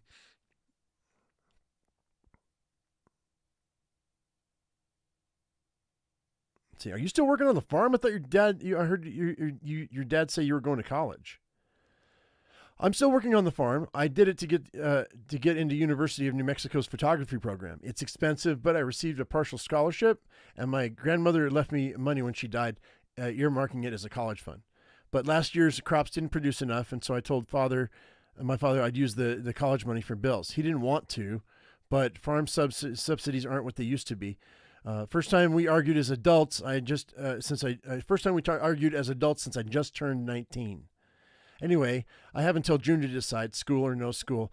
Funny, I may not have to make that decision now. You spend a few more minutes talking about life on the farm and Billy's love of photography before changing the subject. I have to go now. Stay safe.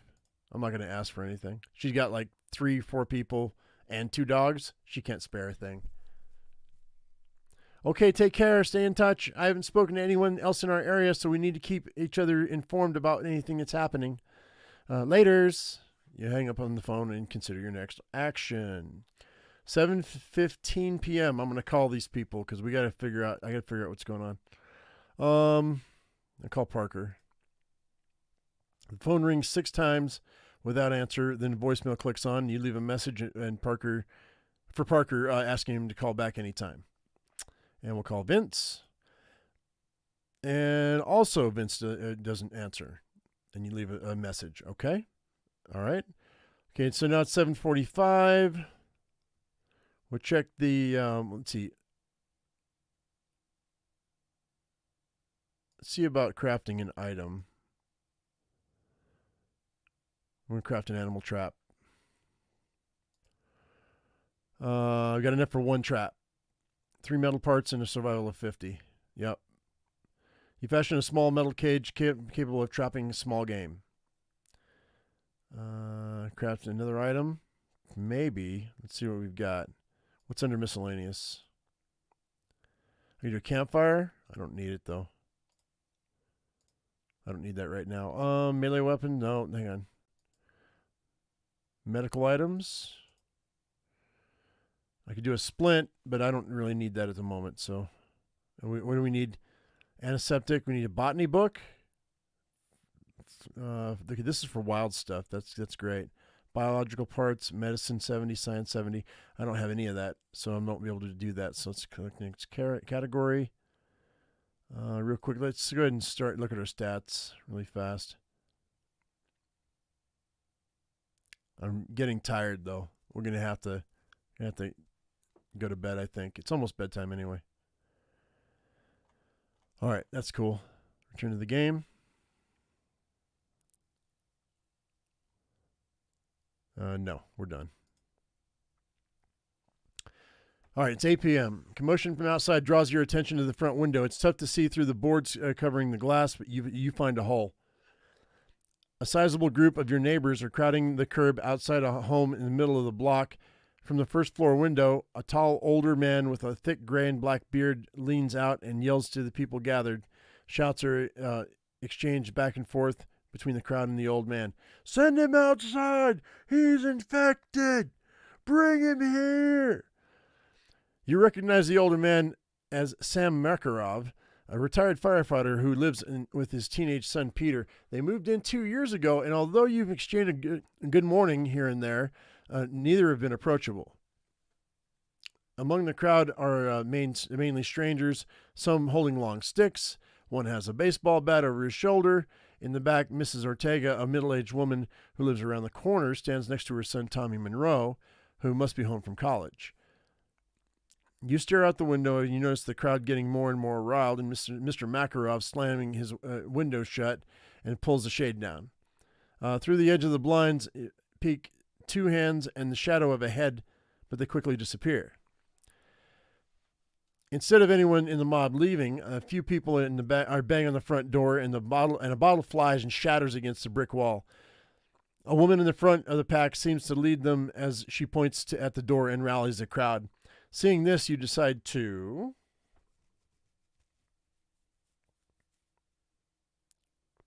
it's a mob. What am I going to do?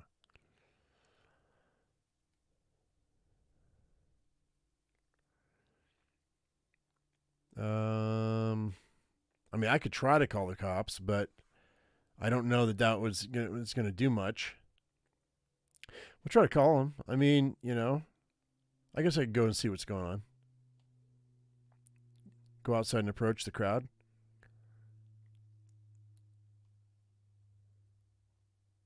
Nah, there's too much going on. We'd make a phone call. Grab your smartphone and dial 911 while keeping watch on the mob outside. You have reached the Nightfall Emergency Response System. Due to a high call volume, all operators are occupied. Please stay on the line. Outside, the crowd is pushed farther into Mr. Makarov's pavement. Some are pounding on the walls and rattling the storm door. Some of your neighbors wander away, probably sensing impending violence. 911, what's your emergency? We need police on 20th and Spruce Street. People are trying to break into my neighbor's house. Are the infected involved? Infected? I don't know. Look, I don't think so. It's an old man and his son, and people are rioting outside.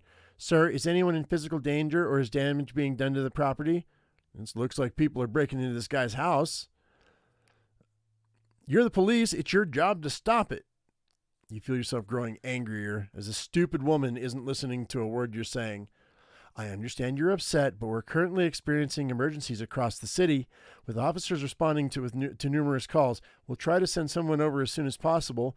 As part of our emergency response procedure, I must advise you to stay inside and avoid contact with infected individuals. And with that, the call ends. You turn your attention back outside where the mob has grown louder and angrier. Bottles and rocks now strike the Makarov home as people shout and pound on the front door. We know he's infected! Bring him out or we're coming in! He's gonna turn!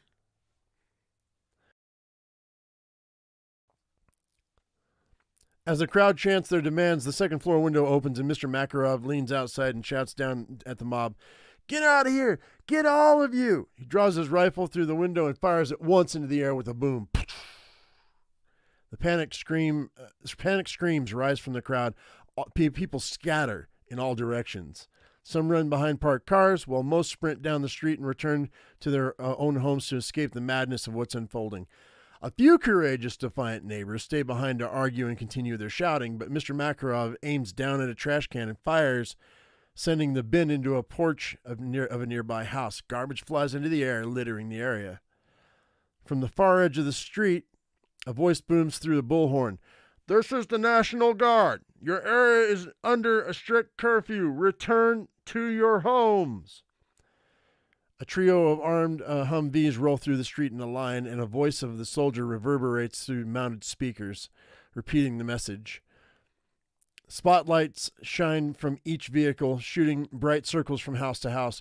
Doors open and close, curtains slide past windows, and the street turns desolate, save for the 3 roaring military trucks. Even Mr. Makarov and his rifle disappear. As the spotlight passes your home, invading it with a beam of bright white, you turn away from the window and listen to as the Humvees pass. It is 8:45. I mean, if that was the end of that, I would probably go to bed. Because I'm probably going to be up in the middle of the night anyway, so I may as well rest for the evening. Yeah. With all the events of the day, the stress of the outbreak, and the physical and mental fatigue wearing upon your body, you decide to turn in for the night. You step into your bedroom and skip the nightly pre-sleep ritual. Instead, you crash into bed fully clothed, finally feeling safe in your own bed.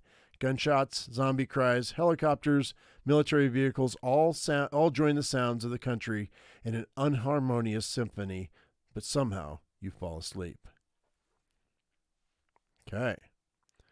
Crazy day, huh? That poor trash can was innocent. Got that right. Stay off my lawn. All right, so here we go. Surviving the outbreak requires adapting to the new order of the world. As such, you have gained the potential to heighten skills if you choose to do so. Hey, we gotta raise our skills up, guys. Cool. So these are my current skills right now. Untrained skills. Let's see. Skills can be raised using skill points. We have 3 skill points. So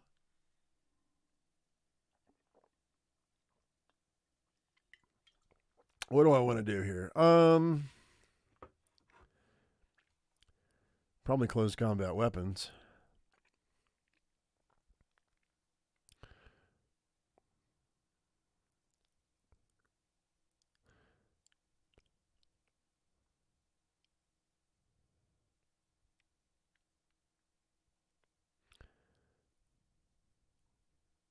Maybe I'll wait. No. Hand-to-hand combat. I could do that up to 2. Let's do that. Shadowboxing. Shadowboxing in my house for hand-to-hand combat. There we go. We'll get a couple levels in that. That'll be good.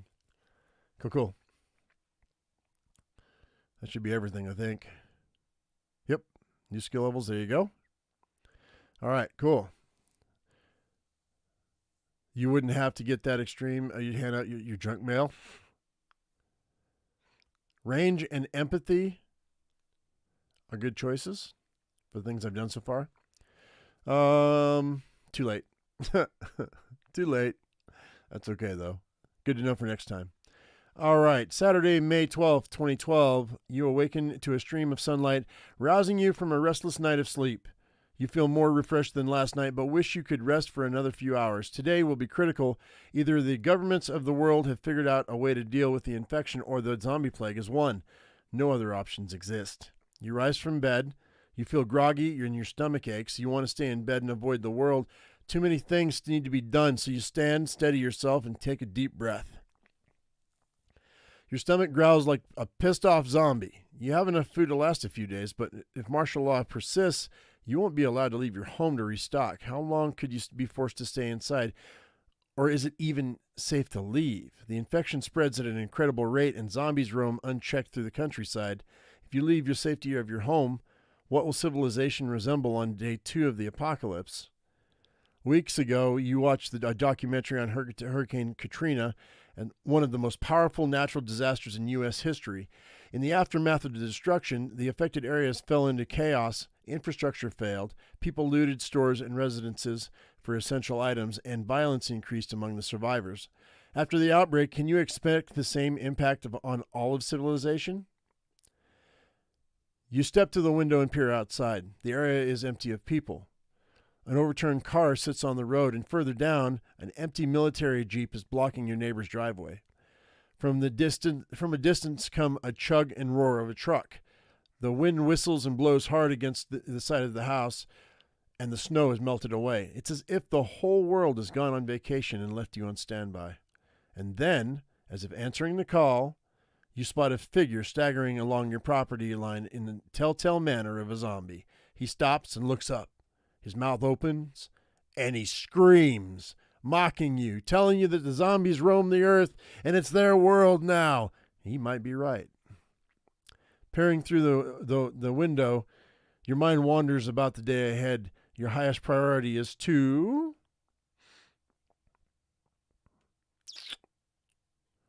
gather supplies and secure my home. 100%.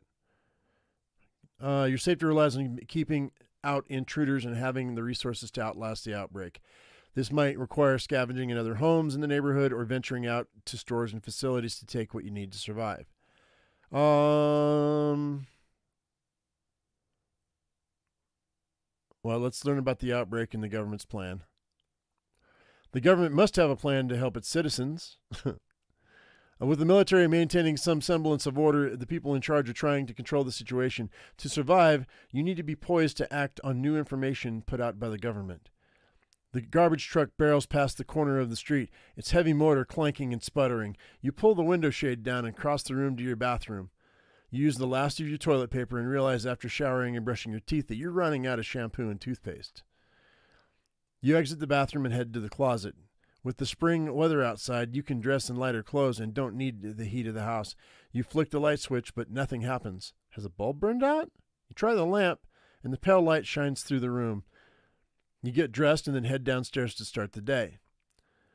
When you reach the first floor, you notice huge holes in the front door. Looking outside, you see a brownish fluid, most likely zombie blood, spattered all over or on the front steps and the wall of the house. Significant damage was done to your home. The front door barely held up an attack. Most of the windows were shattered.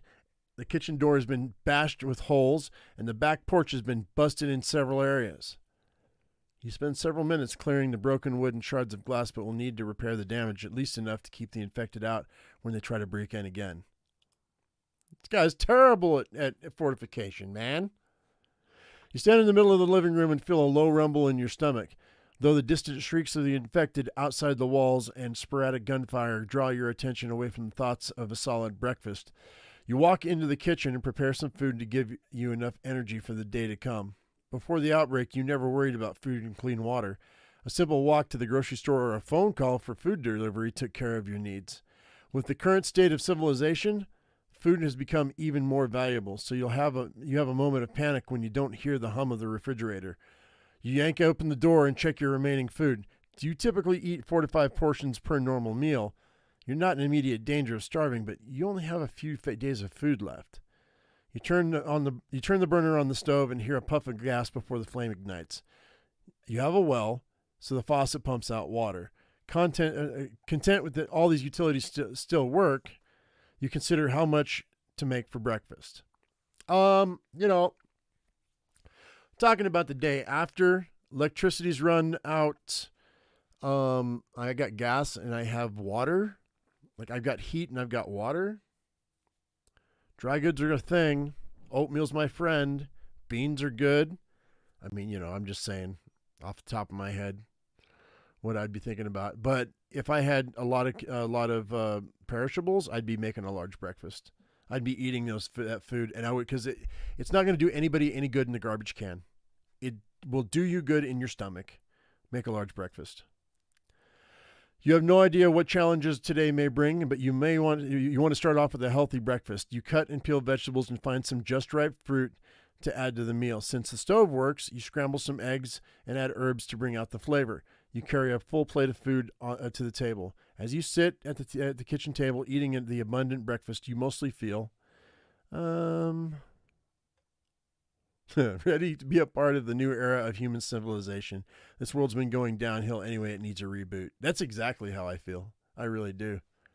I really do think it needs a reboot. Boom.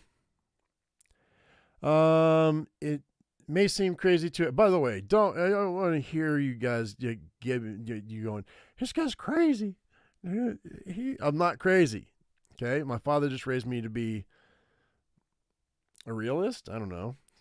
Survivalist? Yeah, survivalist for sure.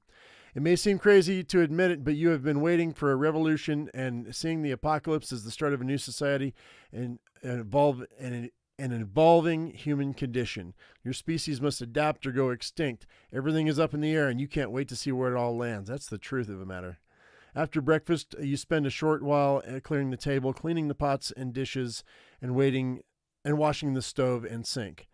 After finishing in the kitchen, you head to the living room.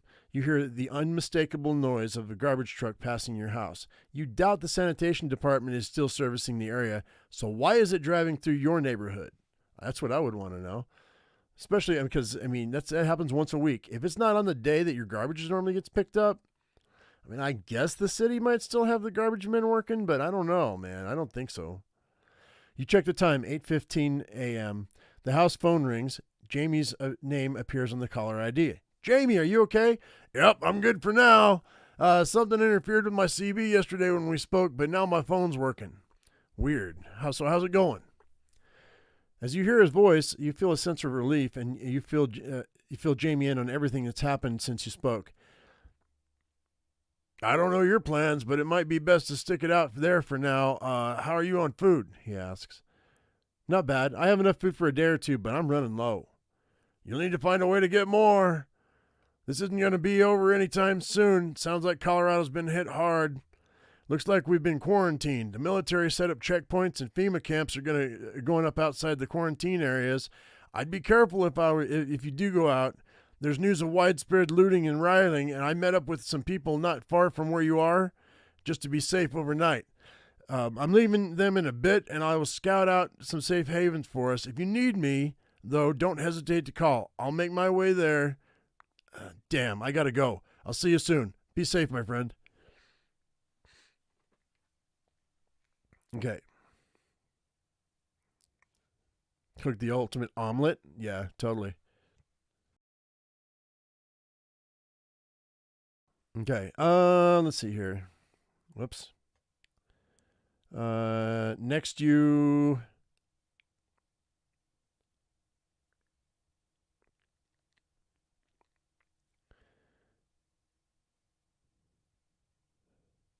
See, I just ate.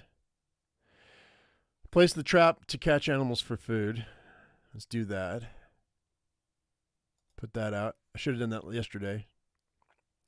You place the trap on the edge of your property in the backyard. You cover it with fallen branches and piles of leaves. Finish with your task. You return to your house.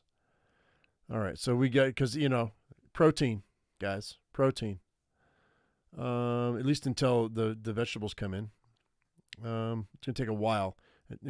Vegetables take like 3 or 4 months.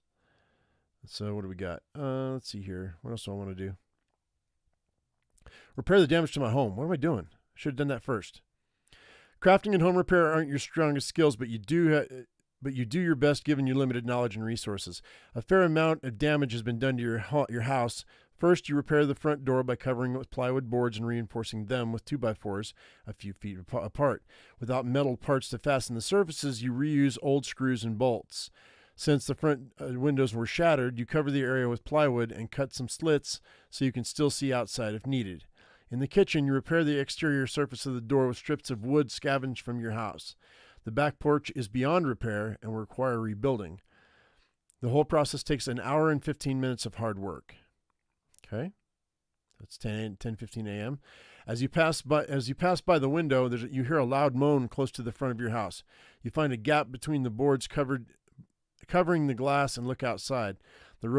Across the road stumbles a man wearing a tan and white camouflage of the National Guard. He grips a pistol in one hand and the other holds a bloody cloth to his neck. As he moves onto the curb outside your home, he looks over his shoulder from where he came. Suddenly, he trips on the knotted root of a tree jutting through the cracked pavement. Then he stumbles and lands on your lawn. A moment later, he rolls onto his back with a subdued moan. His hands fall to his side. From 30 feet away, you eye the wound on his neck, but it's so covered in blood, all you can see is red. You scan the street, see no other movement, save for some trash blowing in the wind and a blackbird coasting between telephone poles. I'll rush outside and help him. I would. You can't leave the man lying on the ground, dying right outside your house. Besides, if he turns into a freaking zombie. You unlock the front door and rush across your lawn. Moving closer, you can see that the soldier's eyes are half open. He mutters a phrase over and over, "White wall, white wall." As you reach the injured man, he stirs on the ground and waves a pistol in a circle. He has tan skin, which looks waxy and paler than you imagined his normal tone to be. His name tag reads Lopez, and you can tell by his uniform that he's a private first class.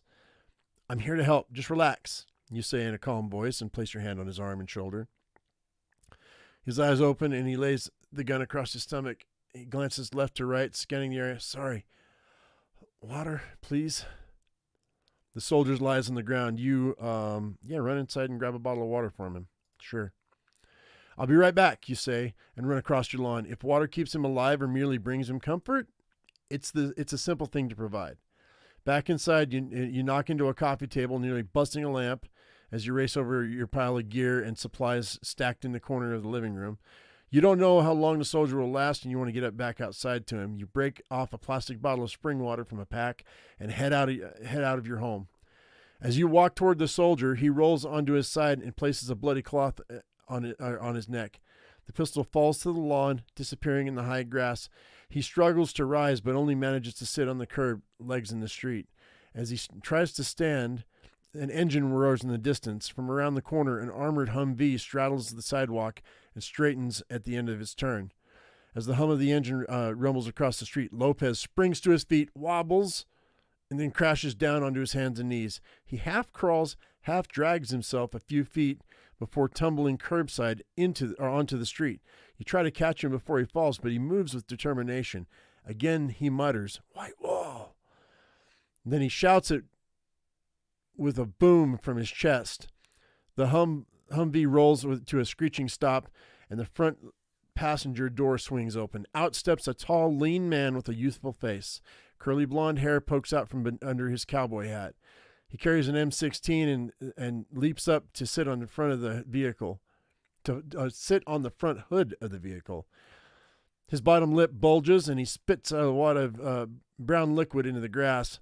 Although his name tag says LaFleur, you can't help but think of him as a cowboy.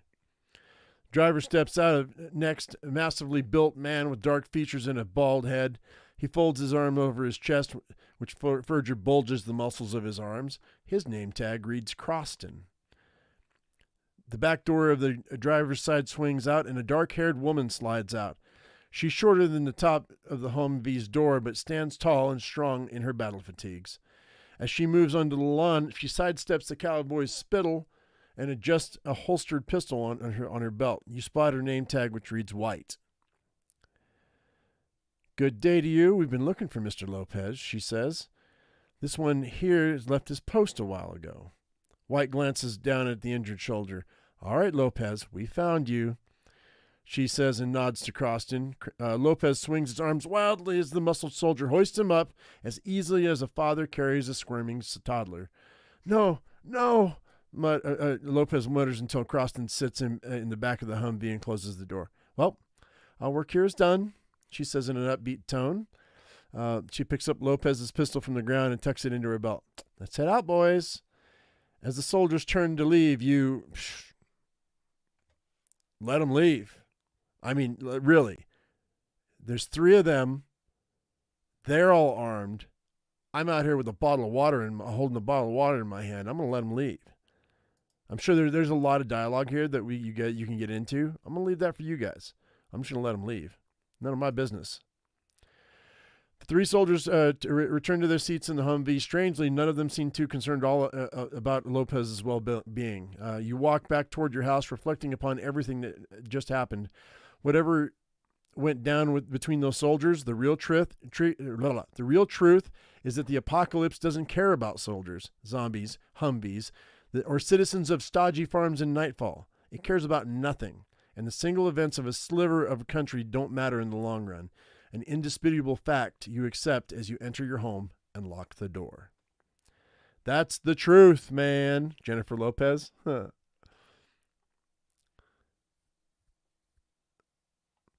All right. You check the time. 10:30 a.m. Let's see here. I guess we'll call Billy. Actually, oh,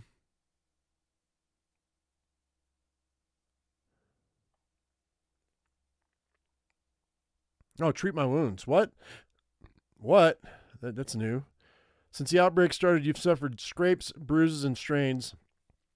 Treating the wounds is just one step in surviving the ordeal. From your first aid kit, you take out alcohol pads and use them to clean your abrasions. Larger cuts receive sterile gauze pads, while smaller ones make simple band-aids. Take simple band-aids. When all is done, you feel better, and know your body will heal over time. All right, so we're going to go next, and we're going to go ahead and show stats. All right, so stress is at 21. I'm not stressed. I mean, 50-50 on the fatigue's not bad. Mental health is 89. Because, yeah, I mean, come on, it's a zombie apocalypse. Nobody's going to be 100%. Physical health is 84. It was 80, so it's going up. So that's good. I mean, between being honorable and pragmatic, I mean, I'm not dishonorable. I'm just being pragmatic. Look, this is how it is. I need to survive. You know, what are you going to do? I am idealistic, though. I hope for the best, prepare for the worst. That's what this is. That's what these last two right here are. I hope for the best, but prepare for the worst. So we're good. We're good. Okay, I'm cool. Return to the game. Let me get a quick drink of coffee here, guys. Give me just a split second.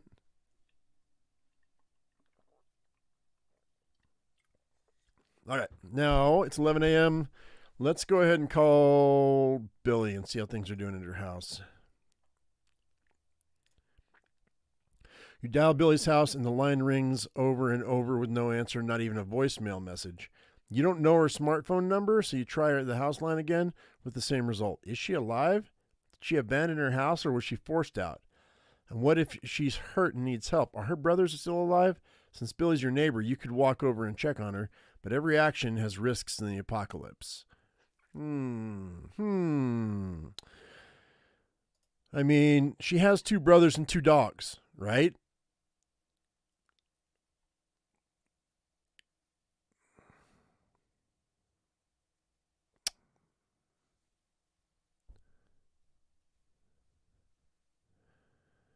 It's 11? 11:15. Let's have a snack. Nah. Yeah, we'll have a snack. Scout the area around my house. Wait, let's do that.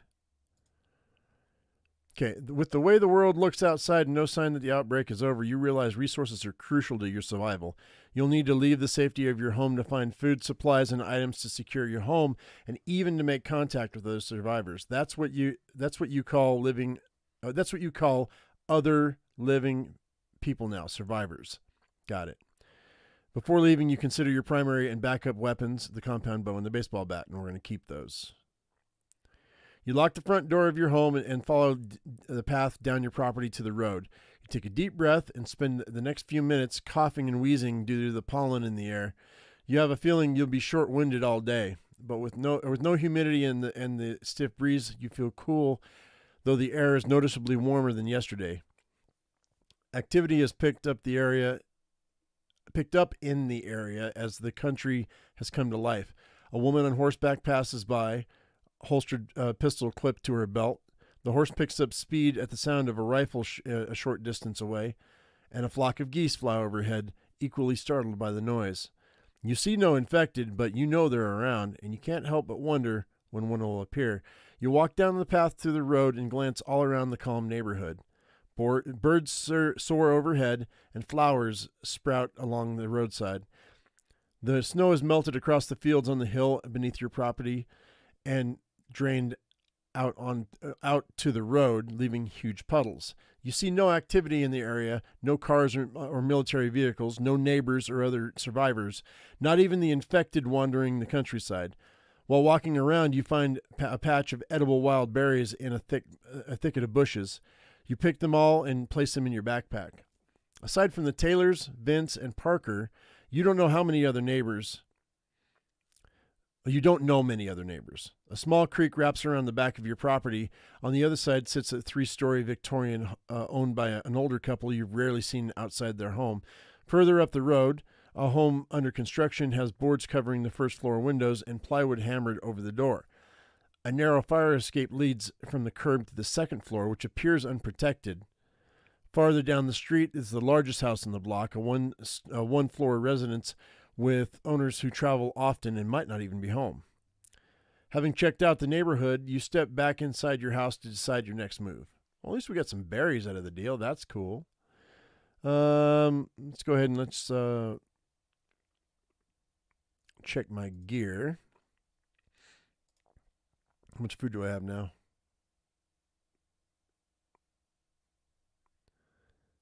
Water's 26. Food 17. All right, so I don't know where that left me before. We started with 20. Okay, that's fine. I'm finished checking my gear. All right, let's go ahead and let's looting time. Yep. Let's go ahead and let's go to Billy's house and find out whether they're not answering their phone.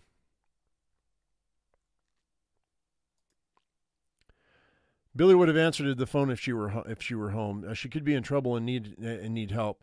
Maybe the phone lines are down and she doesn't know that you're calling, or something far worse happened to her and her family. Whatever the reason, you'll find out why she's not answering her phone. Before leaving, you consider your primary and backup weapons. We're going to keep those. That's fine. Compound bow, baseball bat. You lock up your house and leave it once more for the day. The Taylor farm sits on 900 acres of rich Colorado land. Although the soil has been rich enough to produce plentiful crops in the years past, the last season yielded little. Although hard times had fallen on many of the farmers in the area, the Taylors never asked for help and were too proud to accept charity.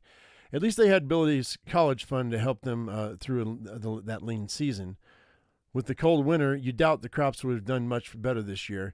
Of course, it might not matter given the current state of apocalyptic affairs. As you walk along the side of the road, a low growl startles you from nearby, and your head turns toward a thick grove of trees to your left. A moment later, you hear a high-pitched moan vibrating through the air. You stare under the tree line but see no movement, and the sound dies out as quickly as it came. The Taylor farm has everything a family needs to survive in these trying times. The high crops shield the view from the house and the barn from the road, and only a thin dirt path snakes through the property. A tall wooden fence protects the perimeter, and zombies couldn't work the double latches on the entrance gate. Of course, you can. You walk between the walls of the cornstalk toward a simple farmhouse painted in vibrant greens and blues. No doubt Monsi Taylor's doing.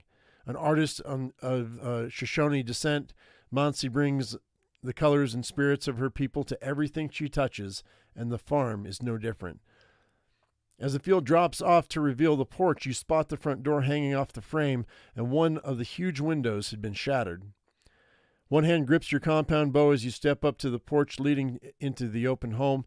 A ripped screen door lies upon the floor of the porch, and the sturdy wooden door has been battered in.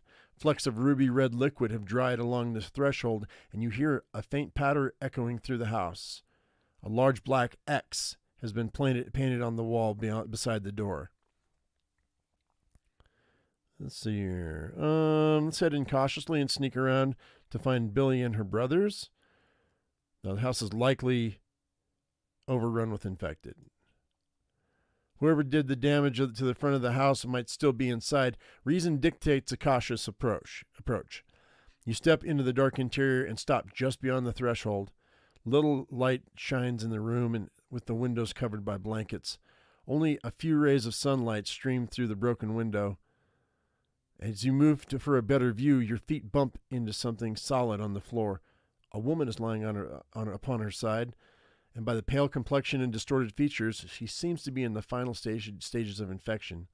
Blood has soaked into the shag rug beneath her head, which draws your attention to the cavernous hole from her ear to her nose.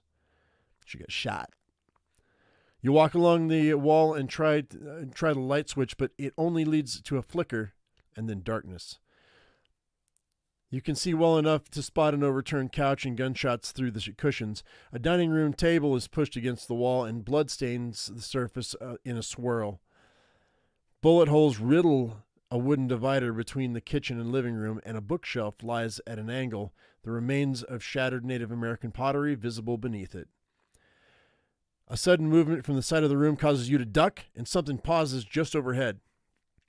You hear a mad rush of flapping and look to see a crow fluttering along the ceiling, and it swoops low and flies out of the house in a streak of black. That freaked me out, yo.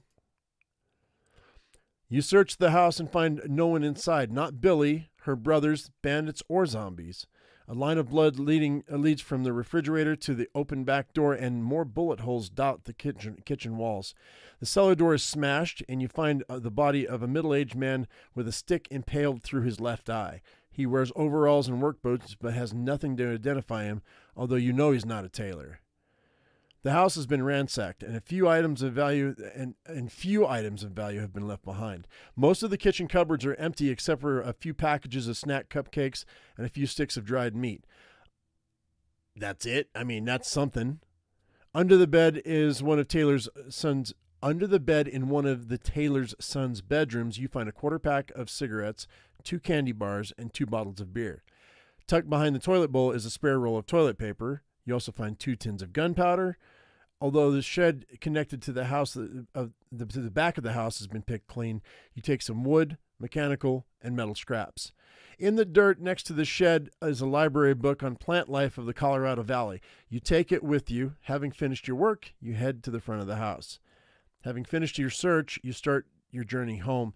As you walk away from the Taylor farm, you can't help but wonder what happened to Billy and her brothers.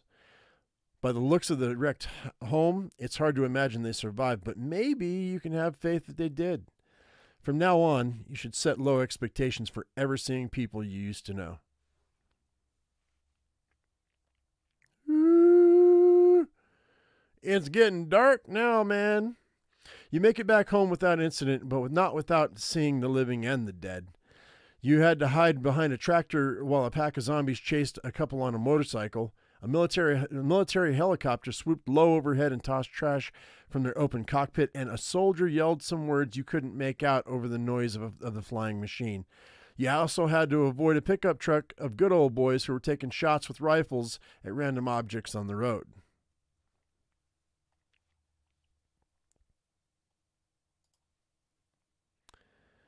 As you reach the front porch of your house, you see the front door ajar.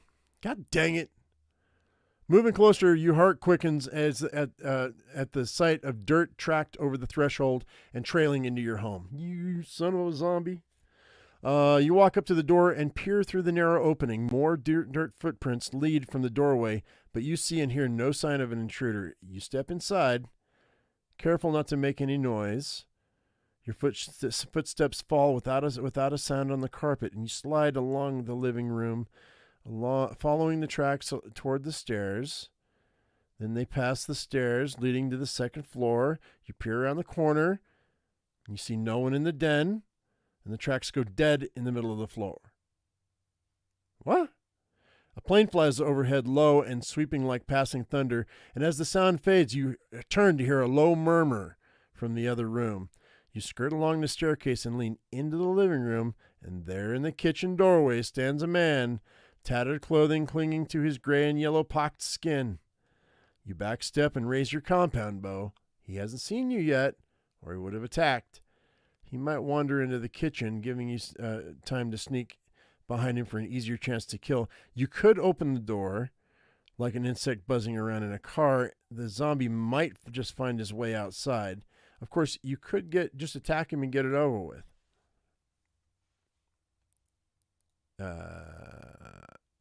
I'm going to attack him right now because he hasn't noticed me. Just then, the roar of a garbage truck passes in front of the house, and the zombie screams in excitement. Rah! He tears through the living room, and you retreat a few steps into the den. He throws himself at the front door and bounces off of it, thrashing and clawing at the surface in a feeble attempt to reach the noisy truck. As it passes, the sound draws him along the wall, and he pushes his body against the window and scrapes the boards with his long fingernails. This might be easier than you could have planned. You lift your compound bow and step toward the zombie. You aim at the back of the zombie's head through his erratic movements and make him... okay. You aim at the back of the zombie's head, though his erratic movements make him difficult to target. You aim and fire an arrow. The shot clips his earlobe, bursting it open like a water balloon. He barely flinches, craning his neck for a split second in your direction, but the truck changes gear and the revving motor draws the zombie back.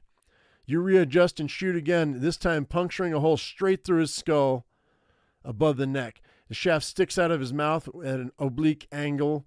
Bloodstains smear the wall by the front door as his limp body slides down. But oddly enough, no more of the brown liquid seeps from the dead creature's body. You shut the door and bar it with a few boards, which should hold up as a temporary measure. After that chore, you drag the body of the dead zombie to the yard and return to the living room to clean his bloodstains.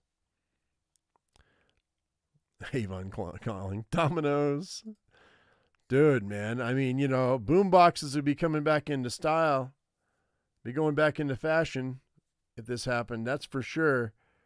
Because I don't know about you, but I mean, I'm going, why don't you hang a boombox above a pit filled with spikes or like a wood chipper? You know what I mean? Let the zombies fall into the pit with the wood chipper while they're trying to get to the boombox music. I mean, it's a pretty simple concept, and yet all these zombie movies, people are dumb or unlucky. I mean, it's not hard to get bit, especially if it's saliva or blood. I mean, you could catch the zombie virus pretty easy. All right, you check the time, 3:30 p.m. Loud shouts draw your attention to the front of the house. You run to the window and peer outside. You peek through spaced-out boards covering the glass. Along the road outside your house, a mid-sized man in a tracksuit is stumbling around the field. He holds his hand to his bleeding stomach, carries a pistol in the other. A gold chain bounces around his neck, and he wears only one sneaker. Behind him, a half-acre back, two women are racing toward him. Both are infected, and their bodies early in the stages of decomposition. They call out in deranged howls. The man limps as he struggles to keep the distance. Then he trips as he looks over his shoulder at his pursuers. He falls into a parked car and shuffles a few more steps, raises his pistol at the zombies. At this rate, they'll easily overcome him within half a minute. I mean, come on, man. I mean, like, dude's got a gun. He looks like he's injured. Got two Z's. I mean, man, maybe,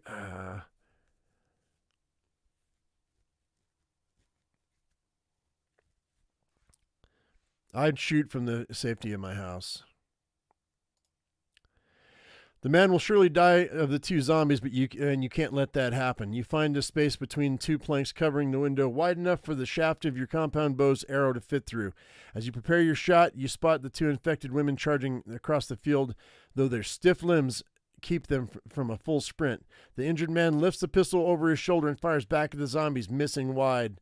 You aim your compound bow, adjusting for their quick movement, and cover between the row of parked cars. This won't be an easy shot. You target the woman on the left, closest to you. A quick spurt of blood flies from off her shoulder, which does little to slow her pace. You quickly adjust your aim and fire another arrow, this time striking the back of her skull above the neck. She tumbles forward and disappears behind a parked sedan. Her undead companion doesn't react, but rushes for the injured man, who rolls over the hood of an SUV to avoid her clawed hands. You level the compound bow and pull the trigger, this time missing. The woman scrambles on hands and knees over the SUV's front end and dives onto the injured man. You pivot your weapon and level it at the woman's head. Muffled gunfire rings out and blood explodes through the exit wounds, going up the zombie's back and finally her head. She slumps to the side of the man, who's wearing her blood across his chest, and his pistol still leaks smoke from the barrel. You draw back your compound bow and close the window. As you glance back at the injured man, you see him launch a wad of spit to the back of the dead zombie. He stands over the dead woman at his feet and slips a pistol into the band of his pants. His other hand holds the bleeding section of his stomach. His eyes rise to find you at the window. I mean, dude's got a gun. I got a bow.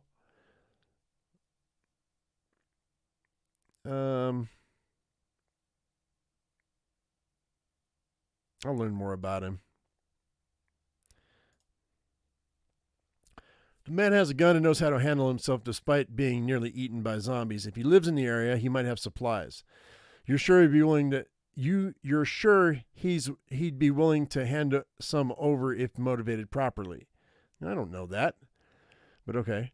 You move to the door and unlock it. By the time you've unbarred, untwisted, clicked, and removed everything, you see no one standing outside. You rush down the steps of your home and scan the street.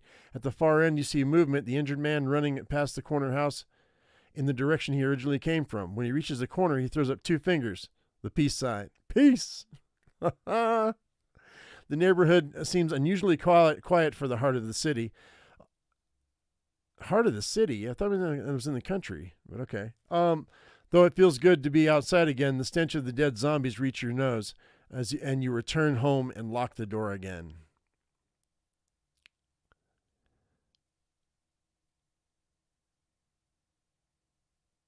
Tracksuit and gold chain in the country, let him have it. I mean,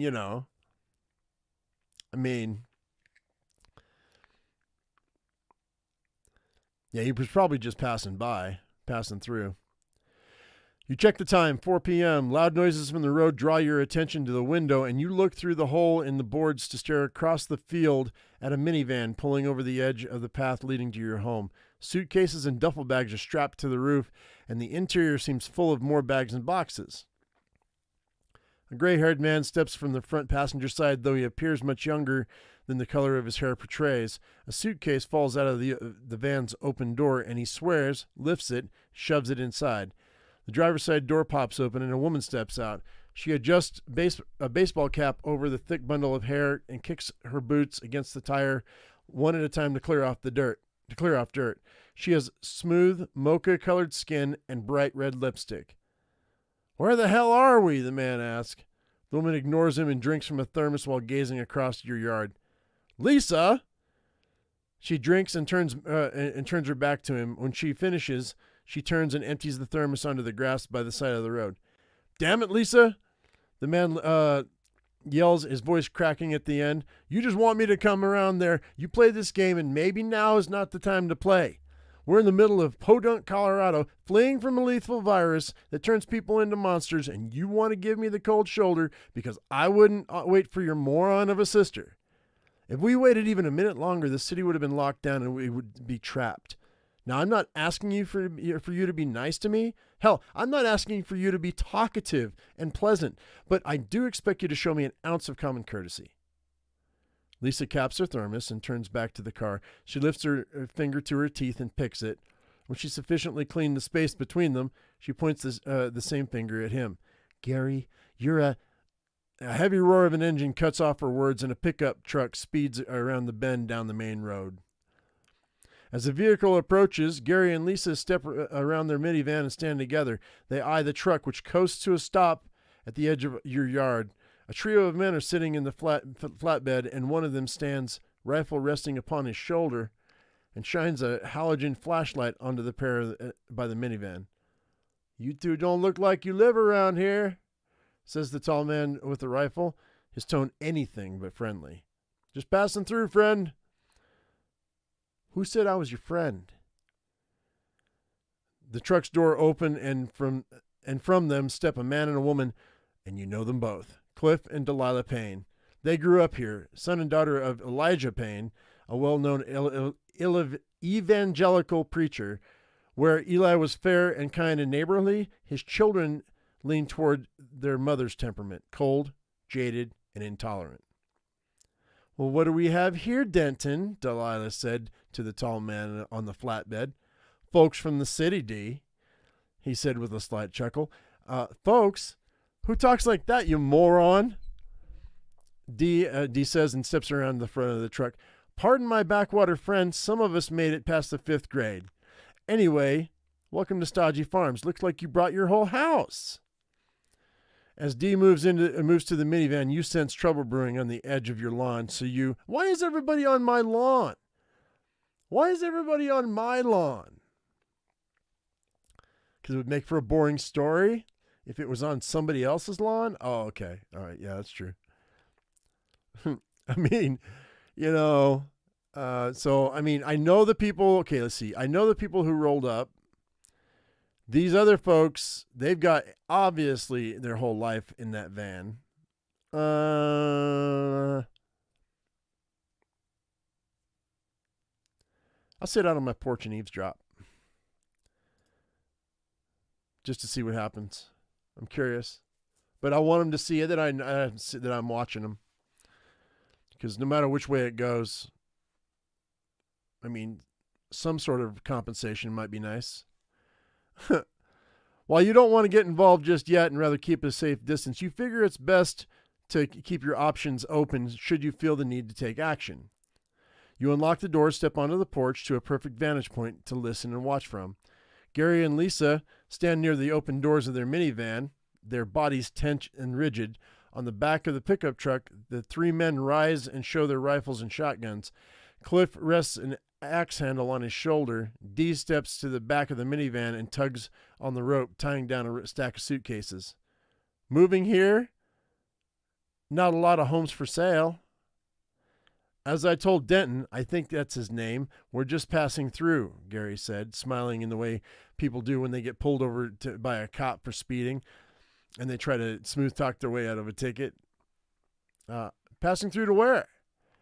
Dee asks as she circles to the driver's side. I only ask because we've heard a lot of outsiders are fleeing the city and coming this way, camping on people's lawns, squatting in empty houses, setting up in fields. Like he said, we're just passing through, Lisa said, each word with conviction, hands on her hips. She struts to the back of the minivan, but Cliff blocks her. Oh, I know you're not stepping in my way.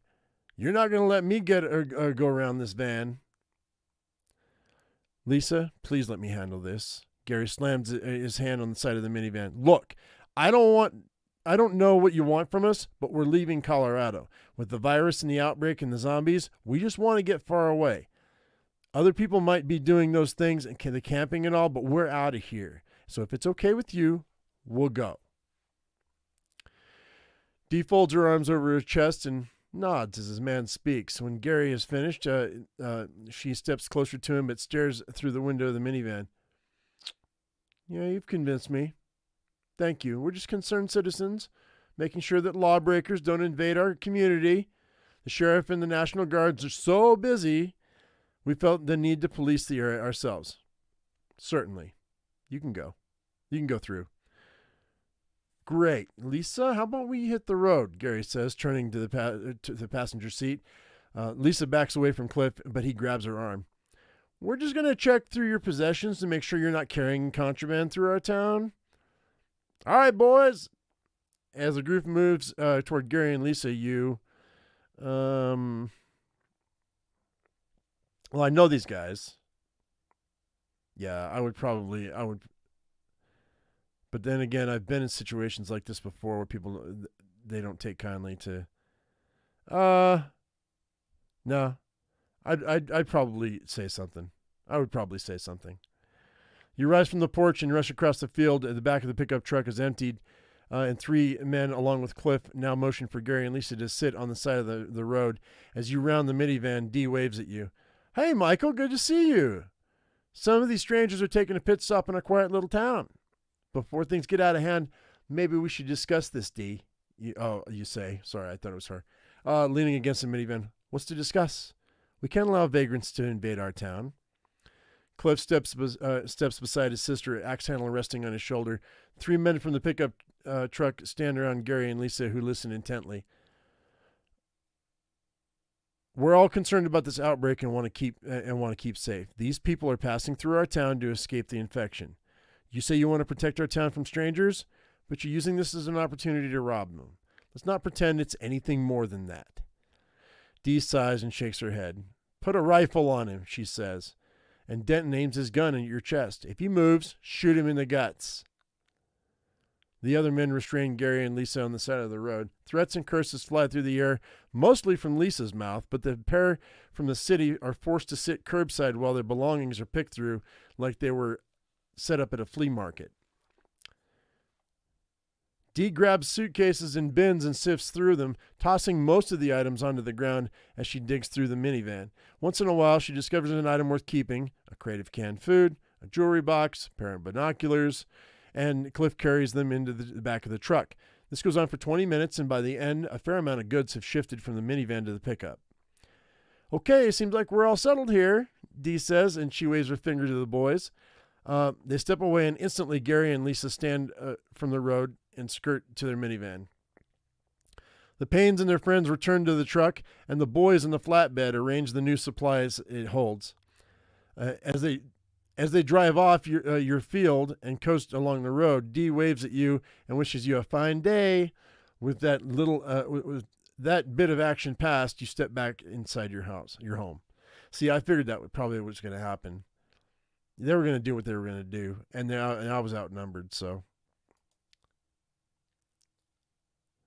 So it's 5 p.m.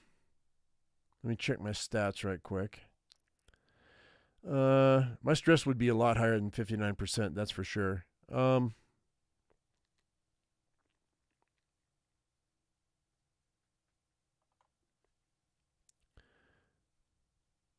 pretty tired, though.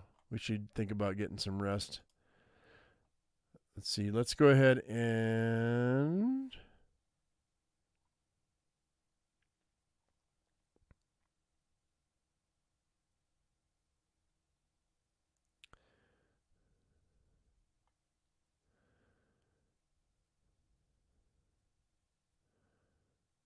Let's go ahead. I'm going to fill up some more water bottles. I mean, I just got a bad feeling that something's going to happen to my water. Having well water sure comes in handy with other parts of nightfall are running dry. You spend a few minutes filling a dozen bottles of water. Not to mention, if the other people had water and I've got water, it's one hell of a tradable. I tried to help them. Yeah, I tried to. Let's go ahead and call Parker. It's 5:15. See what he has to say. The phone rings and immediately connects. Hello, Michael? Parker says, his voice agitated. You haven't seen Parker in weeks, which is rare since the two of you quickly became friends a year ago when he moved in. From early on, you were drawn to his sense of humor and laid-back attitude while he maintains an outstanding work ethic and sense of responsibility. In addition, he has a unique spirit based on his Asian heritage and devoutly Christian beliefs. Yep, it's me. How are you? I tried calling yesterday and left a message. I was stuck at the museum almost all night, he said through a sigh, a voice more nasally than normal. I'm glad to be home. It's a mess on the streets, and more people are showing signs of infection. I hope you're fine with being inside for a while, because I don't recommend being anywhere else. Gunshots erupt outside, and you simultaneously hear it through the walls of your home and through the phone line. Wow, that's close. Too close, Parker says. You hear movement on his end, the sounds of window blinds flicking open and a clicking noise, like a cigarette lighter. I can't see anything now, but the military vehicle just rode by. I can't get used to the gunfire. This is all unbelievable. One day, I'm working on a new display to teach grade school kids about basic chemistry, but today I'm dodging zombies on the way home. Now, I'm low on food and other essentials, which means I have to leave here to buy some. Have you heard anything about when this is going to end? Or what's being done to stop the virus? You tell Parker about the emergency shelter locations. Yeah, I found out that FEMA and Red Cross are setting up emergency aid shelters. The closest one is in a strip mall nearby. If you need supplies, that might be your best bet. The Eden Strip Mall? I haven't been there since they closed the Blockbuster Video, which tells you how often they go shopping. What, like since the 80s? Look, I'm going to head out now and see what stores are open. I also need to fill out a prescription since I'm down to my last dose of insulin. God help me if I run out. Is there anything I can get you while I'm out? Yeah, I could use some food and any other supplies you can get. Okay, I'll see what I can get. A friend said the Eden Strip Mall is open. He saw delivery trucks with food going to the grocery store. I'll be out there fast, so once I get back, I'll stop in by your house. More gunshots disturb the silence outside. God help us all, Parker says and lets out a long sigh. Parker's voice muffles at the end, and you hear a deep cough away from the other end of the phone. Sorry about that. Don't mean to cough on your ear. I was just trying to quit smoking, and the stress of the last few days erased my any chance of kicking that habit now. Anyway, I'll talk to you later, and if you need anything, call my cell. Take care, and God bless. So it's 5:30 p.m. Let's go ahead. Oh. Let's go ahead and I haven't eaten. Let's eat. It's 5:30. We'll eat a meal. We'll eat a typical meal. Actually, you know what? We'll make a simple meal. I had a big breakfast. I have 25 units of food. Yeah, we'll make a simple meal.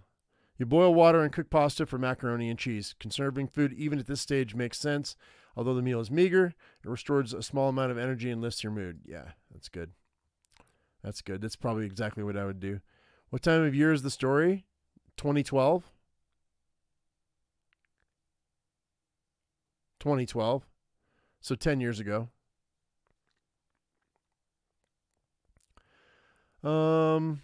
Most of it's legit. I think the Blockbuster is the only thing that I've found that is dated. That dates it.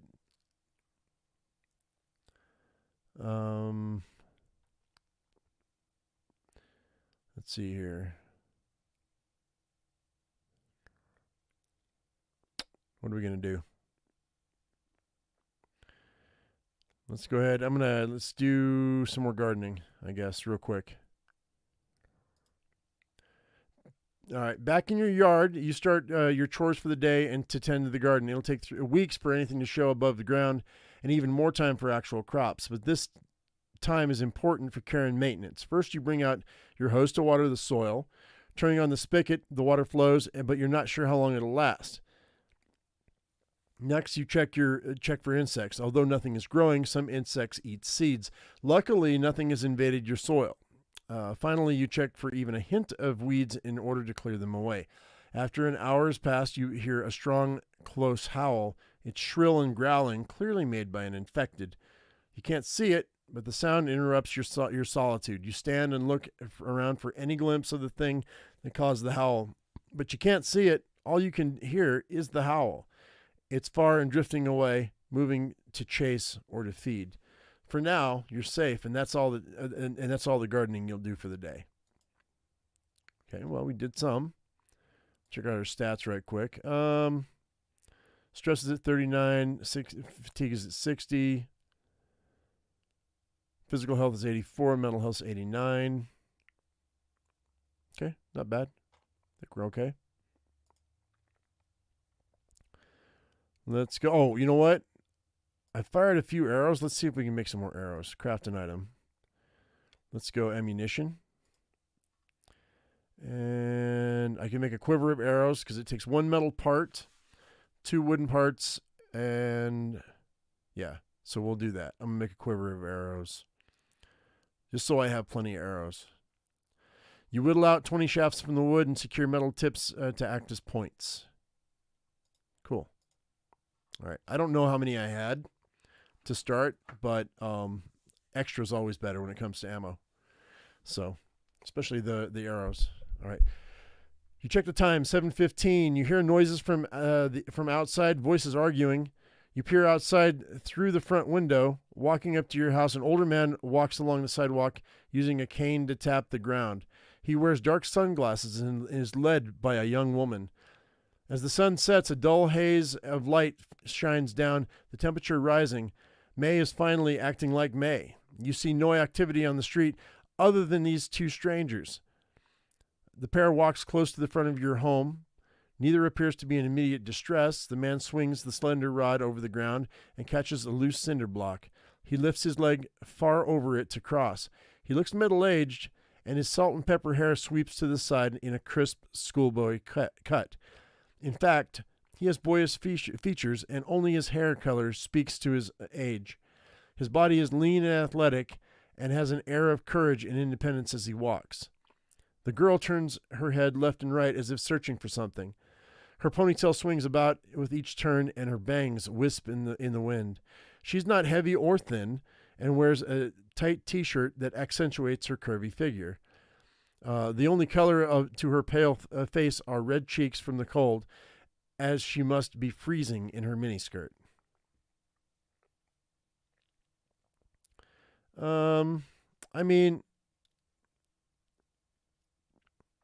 I guess I can crack the door and talk to him. You unlock the door and swing it open. The girl leaves the man and hurries toward the front steps of the house. Thank God. Our car broke down a block away and no one will help us. Can we come in just to use the phone?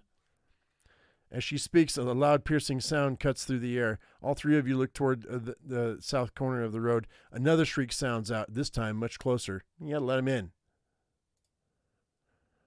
You unlock and unbar the door and swing it open. Yeah, come inside. I don't want you to be out there for long.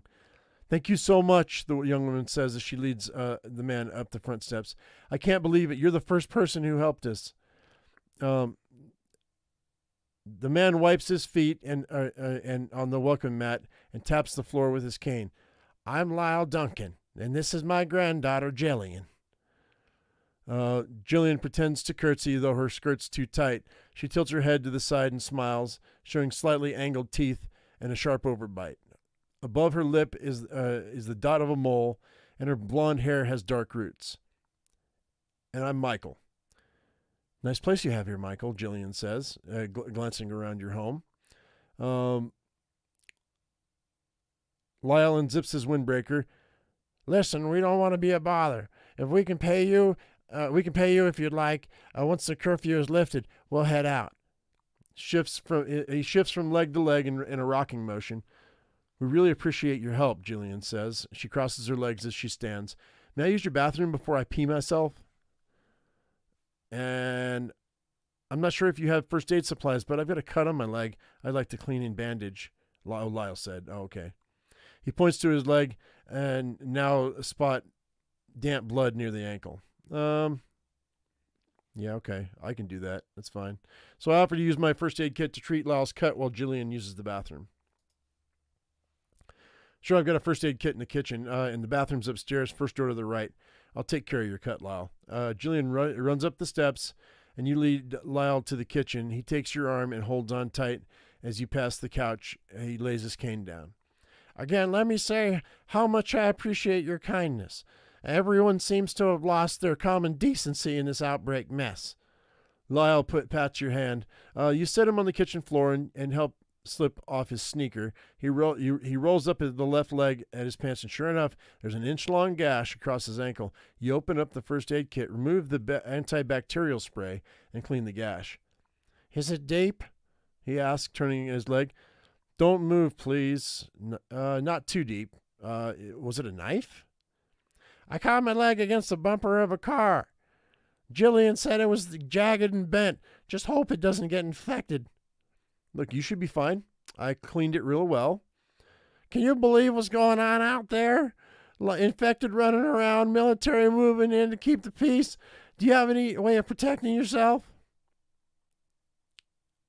I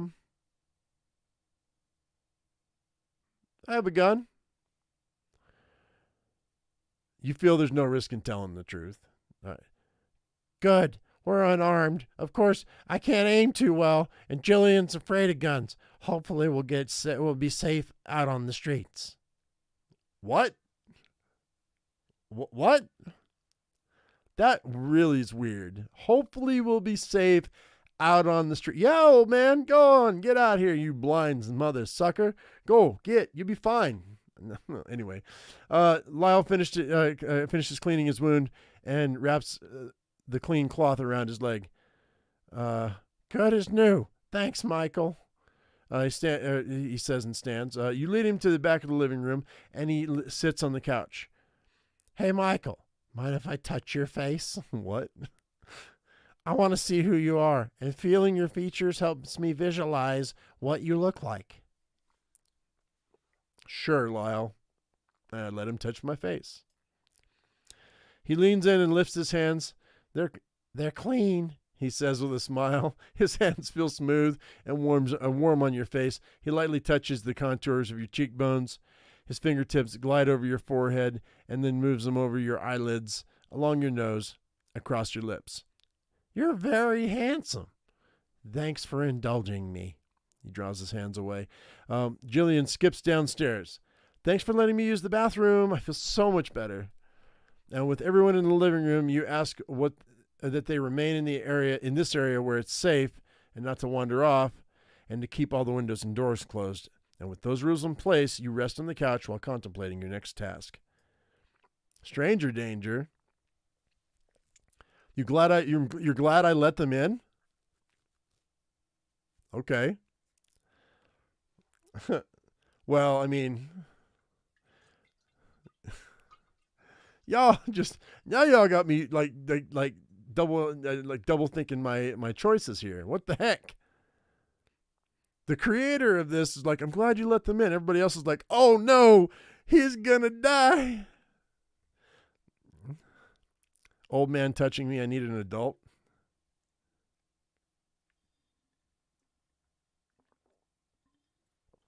Hang on. All right. Let's see what we got going on here.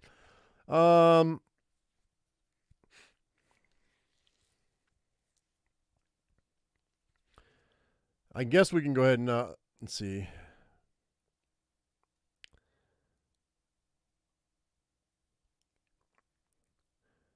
Time is it? 7:45. I guess we can. I can offer to prepare some food for him. We'll feed him. I already ate. Lyle, Jillian, you must be hungry. Yes, very. I'm starving. All right, you head into the kitchen and look through the refrigerator. You make him a normal sized meal. They've been out all day, but you're not sure how you'll get more food once you run out. Being neighborly is one thing, but overindulging your guests is foolish. Jillian leads Lyle into the kitchen and sits him at the table. Thank you for inviting us to eat with you, she says. Yes, we're all in your debt, Lyle says. Glides his hand around the table until he bumps the silverware. So, Michael, what are your plans for dealing with this mess called the outbreak? I'm not sure. What's your plan? Lyle takes a bite of food. Me and Jillian are headed back home and bunkering down until this thing blows over. I'm not sure when we'll leave, but tomorrow might be a good time to check out our car and grab supplies we left there. You chat mostly like you're going to stay with me. You're not staying with me. No, they said they're heading back home. Okay, that's fine. You chat mostly with Lyle throughout dinner, though he keeps the conversation light and provides ambiguous answers. Ambiguous answers? After the meal, two guests thank you for your generosity, and Jillian helps you clean up. Okay. 8:15. Let's see here. I'm gonna talk with them real quick. I want to know a little bit more about the two of you. For starters, what are you doing outside during the quarantine? Lyle places his hand on the wall and leans into it. He lifts his opposite foot off the floor. Jillian and I were out visiting family when the outbreak occurred. Her aunt, on my mother's side, Jillian interrupts. Right. I'm her father's father. Well, her aunt has a house not too far from here out on Minnow Creek Road. She was supposed to be home all day, but when we pulled up to the house, the lights were off and no one answered the door. We waited for quite a while, but I had to go to the bathroom, so we tried to go into the house, but my aunt doesn't have a spare key under the mat or anywhere. Of course, our car wouldn't start when we returned, so we were stuck. We knocked on doors, but no one's as kind as you. Anyway, what's your story? What do you do for a living? I work in hospitality. Oh, so you work in a restaurant? Oh, so you work in a restaurant? Cool. That didn't sound very useful now that the world's ending. Fuck you. I can cook. I am useful to everyone. Before I lost my sight, I was a grade school teacher. In fact, before I lost my sight, I was a grade school teacher. In fact, I was runner-up for the National Teacher of the Year award. Lyle adjusts his sunglasses and you read a mixture of pride and disappointment on his face. I graduated from Colorado Valley Prep 3 years ago, Jillian states. The prep, as people call it, people call Colorado Valley Prep School, costs more per semester than a year at most colleges. I never really fit in there, though. Trust fund kids. My parents actually worked. Michael, we're so happy that you provided your home as a safe haven. Lyle says in a serious tone, it might be too dangerous for us to travel back to our car tonight, but as soon as the curfew is lifted in the morning, we'll head out. A sudden, aggressive, shrill scream rises outside your home. Everyone inside cranes their neck to listen, and again the scream comes, this time sharper and piercing, and joined by the noise of others like a pack of starving animals. Once the screeching sound crescendos, footsteps burst across the lawn outside your home and fade into silence as quickly as they came. Jillian sits on the floor and runs her hands through her hair nervously. Lyle leans back on the sofa, breathing fast and gently rocking. With that excitement over, and now that you know more about the two strangers, you think the next way to spend your time. You think of the next way to spend your time in the outbreak. All right. So I don't think. I mean, they seem like decent folk. I don't think that they're a problem. I don't think that they're going to steal from me. I think we're going to be. Yeah, I mean, my first thought is he really blind? Is he faking it? But then I was like, how realistic would it be for a couple of con people to be out in the middle of a freaking zombie apocalypse acting like a blind man and his daughter? Or granddaughter. I don't know, man. I mean, so I'm going to go to bed. I'm going to trust that they're fine, and we're going to go to bed. You offer Lyle and Jillian each a spare bedroom and ask that they stay inside their rooms until morning. I should freaking bolt those things shut. You check the kitchen door to make sure it's secure and do the same to the front door. Once everything appears to be in order, you head to the staircase. When you reach your second floor, you peer through a tiny window looking over the side of your home. A lone deer runs onto your property and tiptoes to a puddle formed in a rut of grass. It drinks for a moment. Then its head shoots up, startled, alert. He darts in the direction from where he came, disappearing into the forest. You turn from the window and walk to your bedroom. You sit on the edge of your bed and fling the door shut with your foot. There's a chill in your room, but you undress and slip under the covers, feeling the warmth and comfort of the bed. Sleep takes you quickly and plunges you into dark and twisted dreams you won't remember in the morning. All right, let's go ahead and it says the next morning. I can heighten my skills. Okay, so let's go with something. What are we going to do here? Empathy? No. Hang on, let's do something that's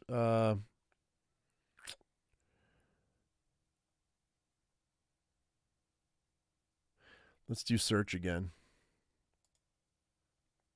That was good, right? That's all it was? That's all I had? All right, that's cool. Yeah, we're good. All right. Bambi, I know, African. Dude, I was like, what? I can't shoot it? Well, I mean, I could try it with a bow. I mean, have venison.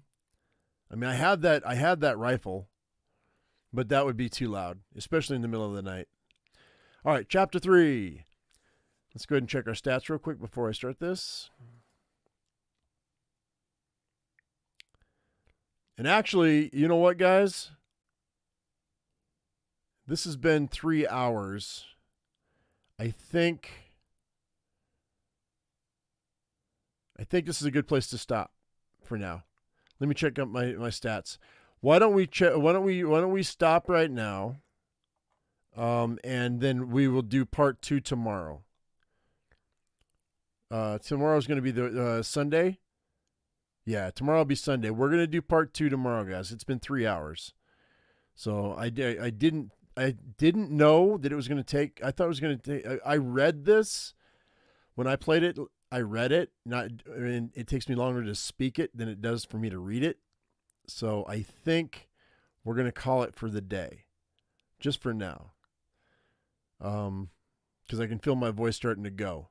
Yeah, just for now. We're going to come back tomorrow and we'll do part 2. Okay? So tomorrow, noon Eastern Standard Time, we're going to do a part 2. You literally just arrived at work, so perfect timing. Oh, okay, well, that's cool. Right on. What's the price of this? Let me go ahead and let me pull this up for you guys right quick so you can check this out. And boom, there it is. It's $4.99 right now, and if you the link's down in the description. And then we've got some this is the DLC stuff. $6.96 for all the DLC. It looks like part 3 is included, or will be included when it's available March 3rd. So yeah, it'll be coming out. So come on, my voice is going, Nikki. I'm not gonna be able to go much longer. So, and I'm not done, Jim. We're gonna do a part 2 tomorrow. But yeah. And I'm going to take a couple hour break, guys. I am coming back later on today with some more of what was I playing before? I forget what I was playing yesterday. Anyway, we're going to come back with another live stream today, but not right now. I got to give my voice a break. But yeah, we're gonna go ahead and we're gonna play. Nikki, come back tomorrow. Or, here's the thing, you can always watch it on my channel later. It's not like it's going to go anywhere. So, you never heard of it? You're totally going to get it?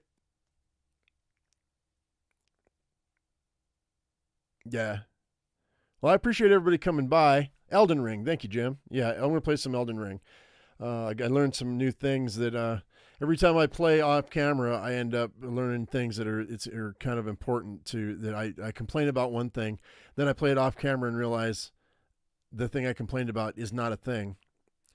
So yeah, we're gonna kill it, and we're gonna kill a dragon in today's live stream. So that's gonna be a thing. But I'm gonna get that happen in a couple of hours. Probably 6 p.m. Eastern Standard Time. I'll give myself 3 hours to recoup my voice. But yeah, so Jim, I should be able to play this. Like, it should save itself, right?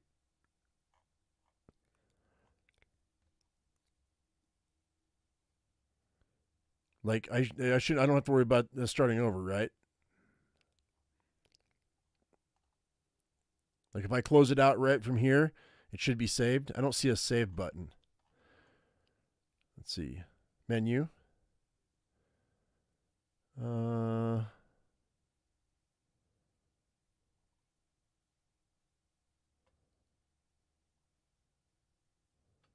just waiting on chat lag, guys.